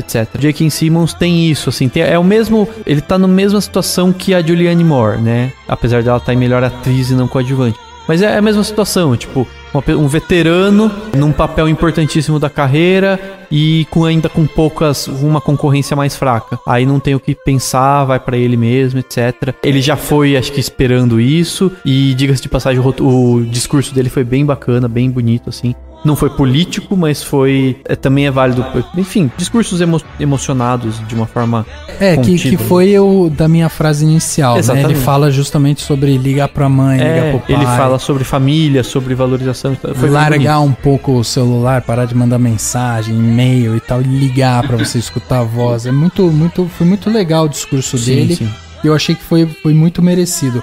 E assim, quando a gente fala de mixagem de som também, tipo, um filme de bateria, de música, tipo, tinha muito desse da mixagem de som, né? Eu acho até que quando você olha lá na mixagem de som e aí você vai ver que um dos indicados de mixagem do som era Interstellar, né? Você fala, porra, que foi sabe, mas que teve grandes problemas Interstellar. Exatamente, Interstellar teve problema de mixagem de som, né? Exatamente. Realmente, não tinha pensado nele, não. E aí você olha o Whiplash, tipo, ele tinha, assim, ele era um grande favorito pra isso, pra essa categoria e, assim, foi premiado e sem surpresa nenhuma. E é absurdamente genial, assim. Prestem atenção quem for ver o Whiplash. Tipo, tem vários momentos em que as pessoas estão conversando e alguém tá tocando bateria, ou o próprio Miles Teller tá tocando bateria. E você ouve absolutamente tudo. Sem nada atrapalhar nada. Entendeu? É muito bom. E daí pra entenderem... Não só não atrapalha, como complementa, né? Tem momentos que você fala... Caraca, que ele tá fazendo? Tipo, você se escuta ele falando e ao mesmo tempo vem aquela música tum, tum, tum, tum, tum, atrás e você fala... Exatamente. Que é a brincadeira do Birdman, né? Mesmo no filme, na hora que ele vai, tem aquele barulho de urgência, né? Aquela batida de urgência e tipo, tem um cara assim, calçado tocando. O Birdman também teve uma mixagem excelente, sim. Mas eu acho que foi justo pro Whiplash. E para as pessoas entenderem a diferença da mixagem de som para edição de som, a gente até teve um podcast sobre o assunto, né? Que foi sobre profissional de som em geral. Exatamente. Só para as pessoas entenderem, assim, o Whiplash não mereceria ganhar o de edição de som. E não ganhou. Por quê? Porque no Whiplash você não precisou criar nenhum som novo. Os sons, eles existem. É a bateria, é o cara falando, é tudo que já existe. Então você não precisa criar. O Sniper americano ganhou. Acho que foi ok, foi merecido pro Sniper americano. Por quê? Porque você precisou criar som da bala. E aí filme de guerra geralmente ganha. Por quê? Você precisa desenvolver o som da bala chegando, da bala tirando, do explosão, etc. E aí, enfim, isso é importante pra todo mundo entender, assim, por que o que é uma coisa e o que é outra, né? Então, enfim. Mais no podcast Cinemação sobre profissionais de som, né? Exatamente, nos profissionais de som. Só podcast e ele explica, é muito bem explicado, assim, bem legal. E a grande questão aqui dentro de Whiplash é ele levar justamente melhor montagem, que foi a grande surpresa dentro dos prêmios que o Whiplash levou pra casa, né? Porque a gente tem uma montagem sensacional dentro de Whiplash, principalmente aquelas cenas ótimas de quando ele machuca a mão e você tem... Sabe, a mão no gelo, a volta, né? Alguns cortes, tipo, direto pra bateria, né? Movimento da baqueta. A sequência final, tipo, ele na final, bateria, foda. o J.K. Simmons, ele, não sei o que, e vai cortando e vai botando as baquetas. É de gênio mesmo, eu achei que foi muito... E talvez a grande surpresa tenha sido justamente a melhor montagem por aquilo que a gente falou, porque o outro grande favorito era Boyhood. Sim. Você pensar em um material... que às vezes nem é um material tão extenso, né? Quando você pega Boyhood e você pensa que o cara gravou durante 12 anos, às vezes ele não tinha um material bruto, extenso pra ele editar e pra ele montar e tal. Não tinha, Rafa, até porque no Boyhood, a cada ano eles filmavam 3, 4 dias, entendeu? Exatamente. Mas se a gente separar o Boyhood por partes, a montagem dele também, ela é em ordem cronológica, não tem flashback. Mas mesmo assim, Henrique, a partir do momento em que... tenha ganhado o Oscar de montagem. Não, eu acho assim, tava todo mundo contando com o Boyhood pra montagem, por causa do destaque do filme como um todo.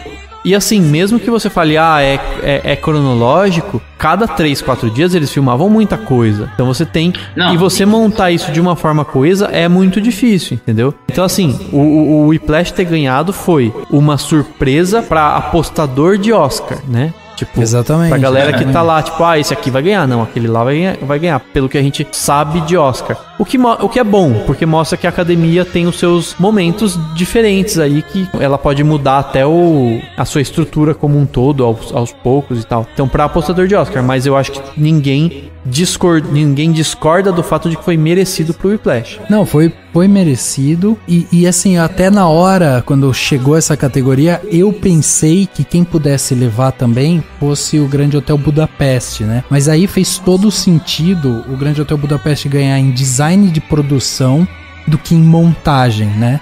Porque assim, o design de produção do Grande Hotel Budapeste é primoroso. Você tem, por exemplo, aquelas cenas quando eles vão lá pro bonde, né, pro bondinho lá, sei lá, aquele elevador, você tem alguns designs ali que você fala, cara, não tem isso em outros filmes. E aí você entende o prêmio de Oscar de design de produção e entende por que não foi o Oscar de melhor montagem. Porque mesmo o Oscar de montagem, poderia ter sido entregue pro Grande Hotel Budapeste, mas eu acho que a força das cenas, né, as cenas do Whiplash, elas são muito mais impactantes, né, e a forma como é montado mesmo, ela te deixa muito mais envolvido por aquilo ali. É onde a montagem não basta ser excelente, ela também serve ao filme de uma forma que pros outros não serve tanto, assim. Exatamente. Isso é muito importante. A trilha sonora é muito assim também. Às vezes fala assim, a música desse filme é muito mais bonita do que a do outro, mas ganhou o fulano.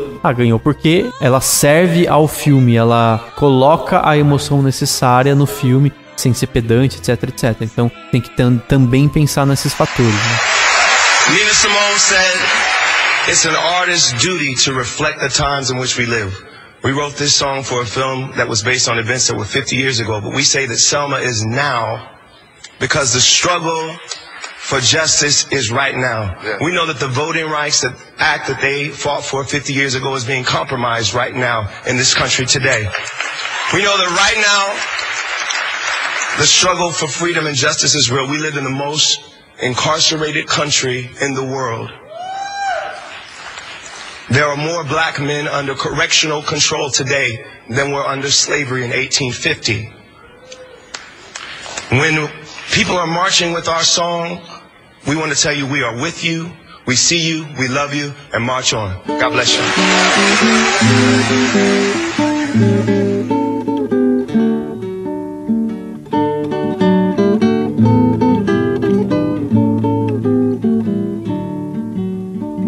Down the way where the nights are gay and the sun shines daily on the mountain top.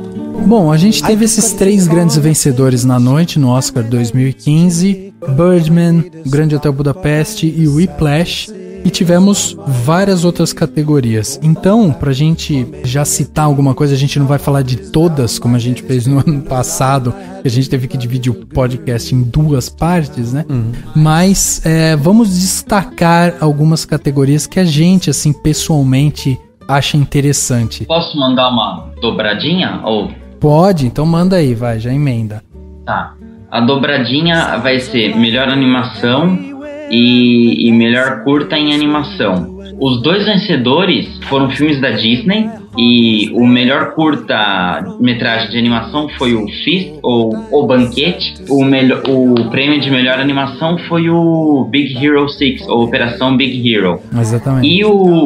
E como é de praxe da Disney, o filme, o curta Fist, foi exibido antes do Big Hero. Então, quem foi no cinema assistir já viu os 2 que ganharam o Oscar juntos, né? Exatamente. Eu não sei se vocês conseguiram assistir, mas o Fist, né?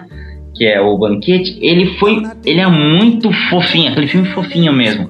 É um cachorrinho que é de um dono lá, de um cara solteiro, e o cara sempre vai alimentando o cachorrinho e de repente ele começa a namorar uma garota, ele muda a alimentação, depois o cara fica sozinho, o cachorrinho vê que o cara tá largado e vai atrás da moça. A história, ela é simples, é um curta de 5 minutos, mas ele tem a qualidade da imagem dele, ela é bem diferente, sabe?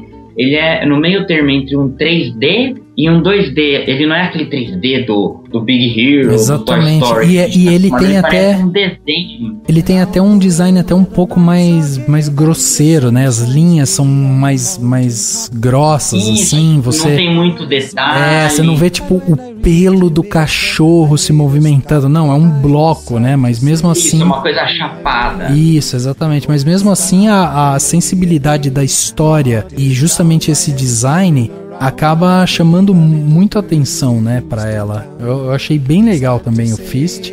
E quando a gente pensa em Big Hero 6, né, eu tinha assistido pouquíssimo tempo antes do Oscar. Cara, eu gostei muito de Big Hero 6, assim. De novo, você fala de uma relação amorosa, né, entre irmãos dessa vez. Se antes a gente tinha tido o Frozen com o amor entre as irmãs, né? Agora a gente tem Big Hero 6 mostrando justamente o amor entre 2 irmãos, o elo entre 2 irmãos. E além disso, o personagem, né, do Bex, como é que é? Bex-Max? Baymax? Baymax. Baymax, exatamente. O personagem é sensacional, assim, ele faz sentido pra composição inteira do filme, né? O ser gentil, ser prestativo, ser um computador programado para o bem-estar, e aí você pensar que ele busca o bem-estar tanto físico quanto mental, emocional. É sensacional, assim, o personagem também. Então achei que foi muito bem entregue também o prêmio de melhor animação. Talvez seja esse um nicho dos super-heróis que eles possam encontrar, já que ele acaba correndo por fora, né, como a gente falou no começo do podcast, porque o Operação Big Hero, ele nada mais é do que a Marvel, a Disney usando os personagens da Marvel. A Marvel pertence à Disney. Talvez seja uma ideia também, como que fazer para os filmes da Marvel concorrerem a um Oscar? Faz uma animação bem feita. Talvez lá ela tenha um espaço, né? Pensando dessa... pode ser. A questão a Marvel não quer ganhar Oscar. É fã da Marvel que quer que ela ganhe Oscar. A Marvel quer ganhar dinheiro e ela não precisa nem querer, porque ela já tá enchendo o cu de dinheiro. Ela pode até querer parar de ganhar de dinheiro, que ela não vai conseguir. Exatamente, se ela quiser falar, vamos fazer só filme bosta. Ela faz 50 tons de Homem-Aranha e ganha dinheiro. Cara, a grande questão é, a Disney voltou a seus tempos áureos, né? Ela chegou de novo a um patamar em que a gente, já tinha visto essa grande, eu não diria monopólio, mas assim, esse grande envolvimento que a Disney tem com a parte de animação. Tanto que se você for olhar em ganhadores de Oscar, o Walt Disney é o maior ganhador de Oscar da história, porque ele ganhou milhares de Oscars. Ele ganhou muita coisa como produtor, com outras categorias. Então, mas e esse já era o tempo áureo da Disney, e agora a gente vê a Disney voltando a esse tempo áureo, inclusive superando o que era a Pixar, né? Porque a Disney incorporou a Pixar e agora ela só lança filme com marca Disney, engoliu a Pixar, e aí você vê a Disney voltando. Mas criativamente a Pixar tem muita força ainda. Sim, não, sem dúvida. Mas onde que tá a Pixar, certo? A gente não vê mais. Pois é, a gente não vê mais isso. Então é extremamente... É legal pra quem é fã a gente ver a Disney voltar a esse patamar. Posso só dar uma opinião sobre o de curta de animação? E daí entra uma crítica não só ao curta de animação, mas aos curtas em geral.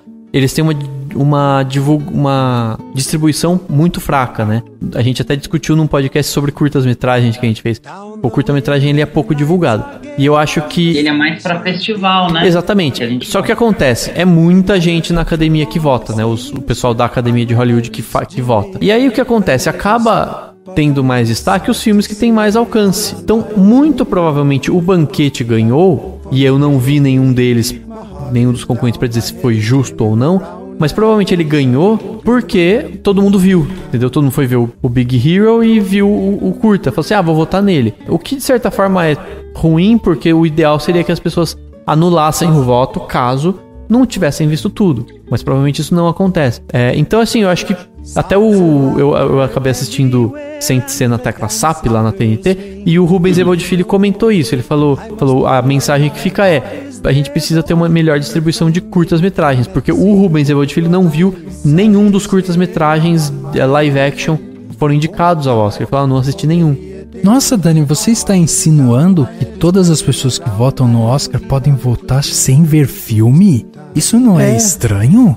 Pois é. Polêmico, hein? Pois é. Não, então, claro que os grandes eles assistem, mas você acha que eles vão ficar vendo todos os curtas? Você quer dizer que as pessoas que votam não assistem todos os filmes? Então, sabe o que eu achava antes, Rafa? Sabe o que eu achava antes? Eu achava que a academia chegava pra todo mundo e falava assim, galera, sabe que filmes são indicados? Esses. Ó, a gente vai exibir esse aqui nesse horário, esse aqui naquele. Vamos todo mundo de mão dada, entendeu?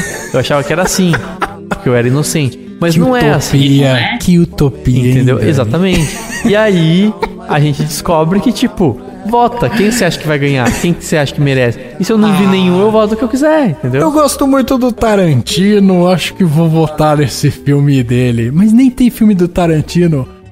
Tá. Então eu gosto muito. Eu voto qualquer um. Assim, eu tô aqui, ó. Esse aqui. Não, esses aí com certeza eles assistem, mas você acha que os documentários eles veem tudo? Não, não passa no cinema, eles têm que correr atrás, ou passa no festival, eles têm que correr atrás.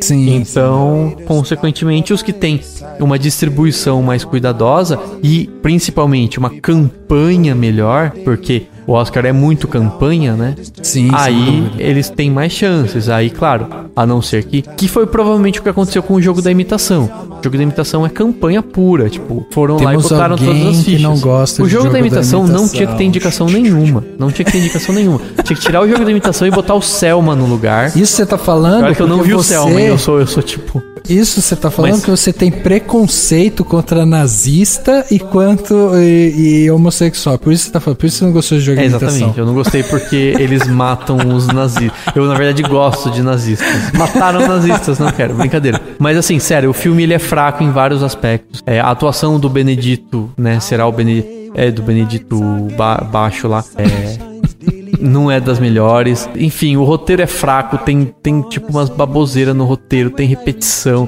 tipo, direção pra quê? Não precisava, entendeu? Não precisava. Bom, eu quero destacar aqui a categoria efeitos visuais. Eu tava, cara, torcendo pro Planeta dos Macacos o confronto, tava realmente torcendo, porque esperava, assim, que a gente pudesse ter ali esse filme sendo coroado. Ele já tinha concorrido na primeira versão, né? Ele já tinha concorrido, também não ganhou, e o prêmio de efeitos visuais foi pra Interestelar, que, tipo, ok, é um filme legal.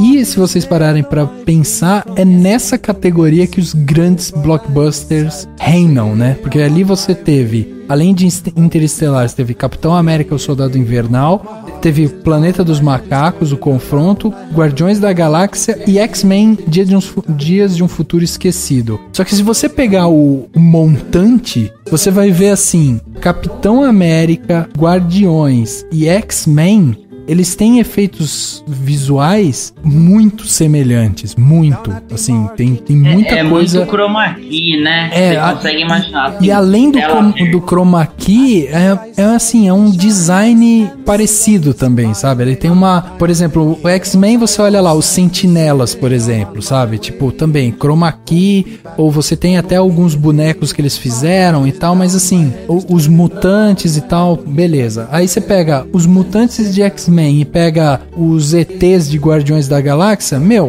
um filme podia estar dentro do outro, sabe? Tipo, não tem muita coisa. Capitão América, o Soldado Invernal, a mesma coisa. Eu ouvi elogios, eu precisaria rever o Capitão América 2, mas assim, o que eu vi de elogios é que tem muita coisa que você nem sabe que foi feita em efeitos digitais. Exatamente. Eles fizeram. E, tipo, o que antes se fazia em noturno, fizeram à luz do dia e isso teria sido um destaque. Mas independente disso... mas independente disso, eu não entendo por que não deram pro Planeta dos Macacos o confronto, não entendo, tinha que ter sido pra ele. E outra coisa, eu acho que eles acabaram dando prêmio pro Interestelar por essa resistência ao blockbusterzão, entendeu? Pode ser, o Interestelar ainda tem uma pegadinha cult, é do Nolan, entendeu? Uma coisa mais filosofia, e muita gente criticou porque eu não vi nada sobre os efeitos especialmente, mas tem muito efeito muita coisa no Interestelar que é animatronic, né? Eles abriram mão do efeito digital pra usar, que é uma característica do Nolan, o que daí tira o mérito do efeito visual. Exatamente. Então, aquela câmera fixa do lado da espaçonave e tal, por exemplo, né, é uma. Você tem os efeitos visuais, por exemplo, quando eles entram dentro do buraco negro e vão viajar e tal. Os efeitos dentro dos planetas. Tem coisas interessantes. Sim. O que me chamava a atenção para o Planeta dos Macacos era a qualidade minuciosa que você tem. Tudo, né? De tudo. Todos os macacos. Eles deram vida, eles fizeram coisas vivas, incrível, que é o mais difícil. Incrível, exatamente. Eu acho inclusive, até assim, a gente não falou muito disso. Mas, por exemplo, existia aquela vibe, né, de colocarem o Serkis como melhor ator. Tipo, por que não colocar ele pra concorrer se ele fez um papel tão impressionante como o César no Planeta dos Macacos? E aí, conforme foi chegando... Independente de ter a captura de movimentos ou não, né? Exatamente, independente disso. E aí, tipo, tá, beleza. Não selecionaram ele. Foi chegando perto do Oscar, tipo, esqueceram essa discussão, né? Esqueceram que poderiam colocar ele e tal. E assim, ele é um ator e vai viver, assim, enquanto ele não fizer um grande personagem fisicamente, ele vai viver esse dilema, né? Porque até onde é a atuação, até onde são os efeitos visuais. E quando você pensa nisso, nessa dualidade, você precisa também pensar que, por exemplo, o fato dele dar vida a um personagem, que esse personagem tenha expressões manipuladas de alguma forma pelo computador, e você ter um personagem tão icônico, talvez ele mereça pelo menos o efeito de efeitos visuais, que de uma certa forma você também está premiando o Andy Serkis, né? Então, enfim. Mas... eu acho que foi uma das injustiças, com certeza, desse Oscar. Dani, pra você, qual que foi aí a categoria que você quer, tipo, trazer pra gente finalizar esse papo de Oscar, né? Afinal de contas, já viajamos por várias categorias, a gente não vai falar sobre todas, mas tem alguma assim que você quer destacar pra gente discutir? Roteiro adaptado, que aquele cara não tinha que ter ganhado. Daniel nunca vai assistir o Sherlock Holmes com o Benedict Cumberbatch. Não, o Sherlock Holmes deve ser ótimo. O meu problema não é com o Benedict Cumberbatch. O meu problema é com o filme O Jogo da Imitação, entendeu? Exatamente. Que não tinha que estar aqui. Bom, além do de roteiro adaptado, que... enfim, eu achei uma injustiça e já fiz os comentários necessários. Eu queria comentar o de melhor documentário. Eu não cheguei a ver. No fundo, acho que todo mundo tava torcendo um pouco pro Sal da Terra, porque tem o seu pezinho no Brasil, seria um prêmio pro Juliano Salgado, que é brasileiro, etc. Mas eu achei interessante que eles deram pro Citizen4, porque é uma forma também da academia mostrar que apoia o Edward Snowden, porque o documentário é sobre ele, sobre as descobertas que ele e outras pessoas fizeram das espionagens dos americanos em cima de muitos países. E inclusive foi um outro momento político, né, no Oscar, porque a vencedora do Oscar falou sobre isso, né, falou da importância de se saber o que acontece, da importância de se divulgar esse tipo de coisa. Então eu acho assim, também assim, é importante que o Oscar tenha esse olhar, sabe? Do tipo, vamos dar o Oscar de melhor documentário para um documentário que é importante nesse sentido, para uma coisa que denuncia algo importante. O próprio Snowden comentou, né, a vitória do filme, ficou feliz e tudo mais. E eu acho que tem que ser muito assim mesmo. A gente tem, sim, é papel do cinema botar a boca no trombone, falar e, enfim, e tipo, tratar desses assuntos.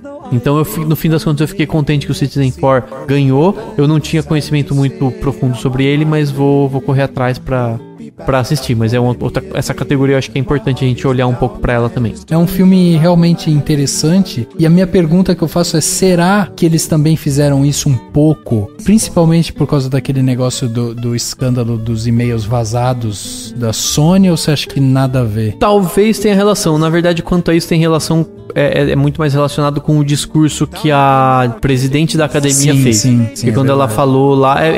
na verdade, é um momento totalmente burocrático. Tipo, estamos aqui, somos maravilhosos. É basicamente, ela só fala isso e ela só não fala no começo, porque senão fica chato, né? Tipo, começar um negócio com uma pessoa falando uma solenidade. Tipo, ela falou isso, ela falou que a gente não pode se calar diante de tentativas de barrar a criatividade, etc, etc. Isso tem a ver, na verdade, principalmente com foi o ataque da Sony, que tem a ver com a Coreia do Norte, etc. Mas que resultou no... O próprio filme é a entrevista, exatamente, né? Que resultou no ataque à Sony. Mas na verdade isso tem a ver muito mais com a tentativa de proibir a exibição do filme do que propriamente com essa invasão, com o que foi divulgado. Mas ainda assim isso tem a ver porque eles divulgaram muita informação privada que não deveria ter sido divulgada, que não poderia ter sido divulgada. Apesar de que a divulgação do salário das atrizes sendo sempre mais baixo que o dos atores, foi o que resultou no discurso da Patricia Arquette. I had to leave a little girl in Kingston town. Sad to say I'm on my way. Won't be back for many a day. My heart is down, my head is turning around. I had to leave a little girl in Kingston Town.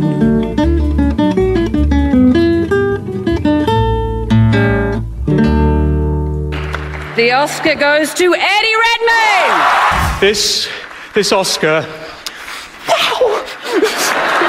I love you so much. We have a new fella coming to share our apartment. Thank you. A gente passou por várias categorias, né? Falamos dos principais vencedores. Passamos por categorias que a gente considera importante comentar.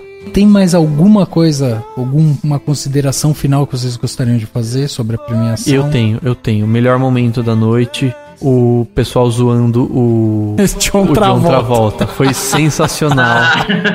Tipo, chamaram ele por outro nome, falaram não sei o que. Foi muito bom. Eu acho muito legal, tipo, quando eles riem de si mesmos e tal. Aí, tipo, enfim, foi bem legal. Depois a própria Adele Dazeem, né? Não, esqueci o nome dela agora. Idina Menzel. Tipo, eles, né, deram o prêmio lá de... Não foi canção, né? Foi de trilha sonora. Não, foi canção. Enfim. Porque ela tinha cantado Let It Go, né? Exatamente. Enfim, foi um momento sensacional. E infelizmente, em seguida, tem um momento tosco, né? Com o Neil Patrick Harris pegando aquela carta dentro daquela caixa. E aí fica, minhas previsões. Aí ele começa a ler. Eu não entendi essas previsões. Tipo, elas tinham muito a ver com o que aconteceu agora. Não sei se isso foi montado. Mas era como se fosse uma mágica pra ele mostrar que ele acertou as previsões. Só que, ele começa a ler 1 bilhão de cartinhas e chega uma hora que as pessoas simplesmente param de rir. Porque... E uma das piadas pararam de rir, era 10h30 da noite, a hora que aconteceu o Oscar. É bem isso mesmo. Infelizmente. Não, e tem um momento...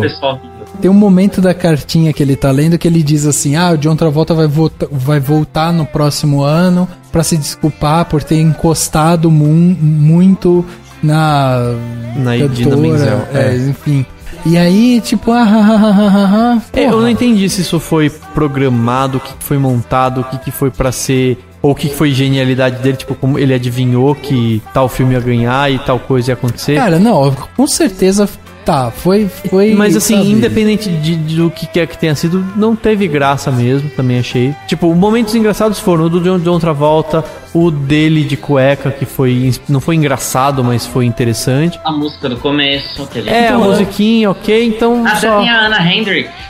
Sim, foi bem legal. Eu tenho pra mim, assim, eu acho que a última apresentação que a gente teve, a Ellen DeGeneres, ela pelo menos se mostrou mais à vontade, sim. né? Ela se mostrou íntima, inclusive, de muito daqueles atores.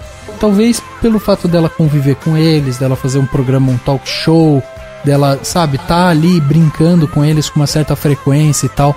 Então ela se mostrava íntima com aquele momento, você percebia ela solta. No ano passado a gente teve o negócio dela pedir a pizza, do selfie, alguns momentos icônicos. Sim. E aí, até eu lembro que na época que a gente gravou, a gente falava, ela devia voltar pro próximo ano, porque ela se sentiu bem. E talvez com a sequência de apresentações, ela fosse se soltando ainda mais e voltasse aqueles tempos áureos do Oscar, quando você tinha um ou outro apresentador e aquela coisa era um pouco mais desleixada, era um pouco mais brincalhona e tal.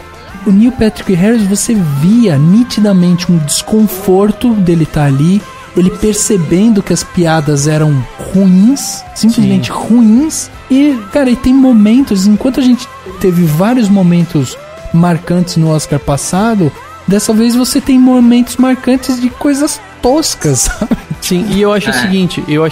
falhas, entre aspas, né? E parecia assim que ele ia falar toda hora, podem rir agora. Tipo, podem rir agora. Subiu uma plaquinha. Eu acho assim, ele tava nervoso. Isso, aplauso. Ele tava nervoso, ele não tava confiante do texto, porque ninguém fica confiante com aquele texto. Tava todo mundo com grandes expectativas, porque todo mundo gosta dele, né? Todo mundo acho que fala, Neil Patrick Harris vai ser muito legal ele apresentar o Oscar. Eu acho que assim, o grande problema é que o Oscar não sabe o que ele quer. Não sabe se ele quer um showman, tipo o Hugh Jackman. Não sabe se quer um comediante zoadão, tipo Seth MacFarlane. Não sabe que se quer uma pessoa, um apresentador efetivo que foi a Ellen DeGeneres, que sabe apresentar muito bem e que tem uma desenvoltura de apresentadora. Não sabem o que quer, entendeu? E ainda ficam alternando. O Oscar precisa encontrar alguém. Primeiro, ele precisa encontrar alguém ou até duas pessoas que possam permanecer por um tempo. Mais ou menos que nem o Globo de Ouro achou com as duas comediantes, que eu não vou lembrar o nome delas agora. Que elas estão faz muito tempo, elas assinaram tipo um contrato de longa duração com o Globo de Ouro. E aí você se permite reinventar. E fora que elas devem ajudar na parte de texto. E assim, isso é o primordial. Isso é o primordial. O texto precisa ser bom. Exatamente. Eu vi o Pablo Vilaça criticando um roteirista, não vou lembrar agora o nome desse roteirista, um cara em específico que é roteirista da academia para o Oscar, ou um dos roteiristas, e diz que o cara é um horrível, um péssimo comediante, etc. E provavelmente, assim, tô imaginando que essas piadas ruins sejam principalmente culpa dele. Mesmo que não seja, o fato é, o texto tá horrível e precisa ser mudado. E pra isso, enfim, precisa renovar também os roteiristas. Porque não interessa quem tá lá na frente, o texto faz toda a diferença. Então a criação desse texto, ou o desenvolvimento das piadas, precisa ser assim. Ou então o Oscar se assume como algo que não precisa ser engraçado. Vamos combinar que não precisa dar risada no Oscar. Não Você precisa se entreter de alguma forma. Eu prefiro homenagens ao cinema muito mais do que piadas, entendeu? Aqui a grande questão é que quando você pensa em evento e você pensa em Estados Unidos, você imagina um negócio muito bem amarradinho, porque os caras são muito fortes em produção de evento, nesse tipo de coisa, né? Uma das coisas que também faltou foi... sempre antes tinham flashbacks das frases icônicas, de cenas marcantes, não teve nada, né? A única coisa, assim, que teve, assim, que relembrou, que sempre tem, foram dos atores, dos produtores, do pessoal de apoio, tudo que morreu, né? Então, e teve isso também, tipo, eu achei que eles pudessem fazer algo até maior pro próprio Robin Williams, porque você tá falando de um ator que, tipo, inclusive já teve participação em apresentação de Oscar e tal. Eu achei que eles pudessem fazer algum tipo de homenagem um pouco maior, e aí não, tipo, passaram ali a foto dele, tipo, o mesmo tempo do que os outros, passaram rápido, ninguém falou nada. Você percebia de uma certa forma quando a própria Meryl Streep foi lá, você via que ela estava de uma certa forma emocionada, você sentia isso, e eu achei que passou muito rápido por ele, assim, sabe? Uma figura tão icônica, tão tão que daí forte. Você cai na questão no debate. E ele tava no meio, né? Ele nem foi o primeiro, ele nem foi o último. Não, ele tava no meio. Mas isso eu acho que eu de menos. Isso cai até no debate do tipo, quem é mais importante. Você quer dizer que ele é mais importante que o Alain Resnais, que é um puta diretor francês que tava lá também no meio. Então assim, eu acho justo você fazer uma homenagem pra quem faleceu. Ok, é o que eles fazem e beleza. Talvez alguma coisa um pouco mais sensível, não sei. Talvez, ou uma música, eu não gostei tanto da música, não sei. Enfim, poderia ser uma outra. Só precisa ter isso muito mais, talvez, ou emocionar mais, ou simplesmente ter um apresentador um pouco mais... Que é uma sugestão, muita gente fala dele como um nome importante, não sei por que nunca pensaram em chamar ele, mas o Kevin Spacey seria um puta de um apresentador pro Oscar. É verdade, um cara super legal, que teria presença de palco. Ele tem uma coisa meio cínica, teria um cinismo, conseguiria fazer piadas boas, desde que tenha um texto bom. Talvez seja por isso que ele não seja, né? Ele falou assim, eu não quero com esse texto horrível. Mas seria legal, assim, uma dica. Fica a dica aí, galera do Oscar.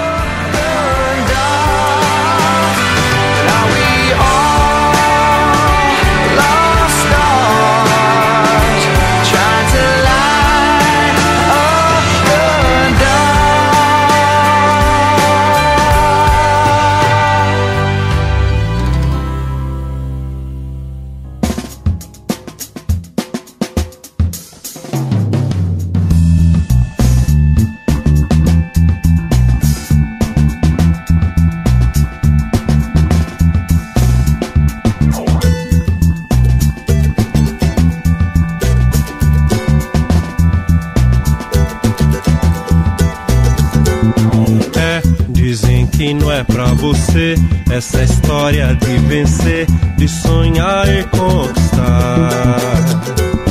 Eu digo que que é pra você essa história de vencer, de sonhar e conquistar. Chegando ao final de mais um podcast, agora o podcast Cinemação número 123. Papo muito legal sobre a premiação do Oscar. A gente já estava falando sobre os filmes, né, que foram surgindo e estavam concorrendo a melhor filme. As nossas impressões, a gente fez um apanhado nesse começo do ano e a gente foi falando sobre esses filmes que chamavam a atenção.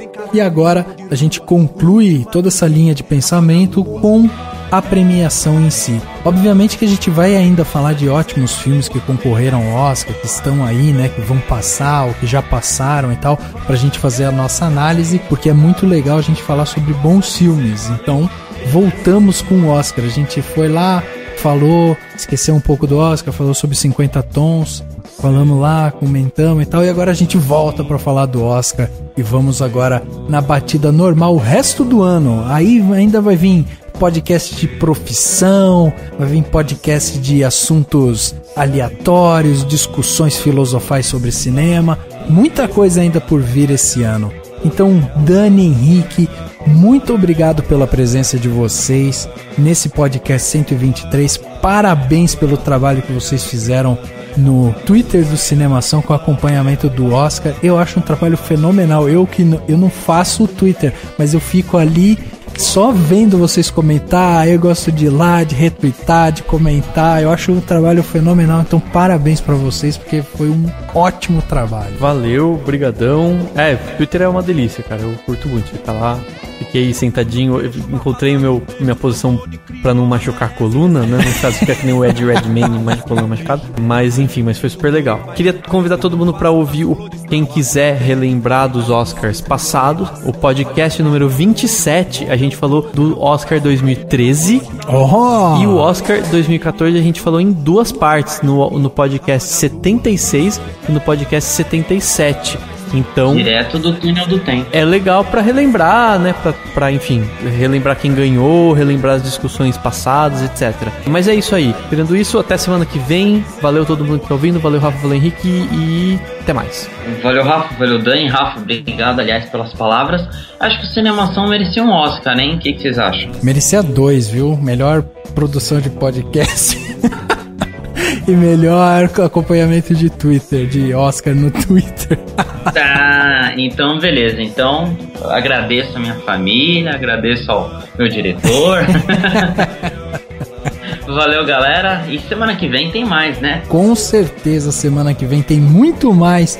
O podcast Cinemação número 123 fica por aqui e a gente se vê no próximo.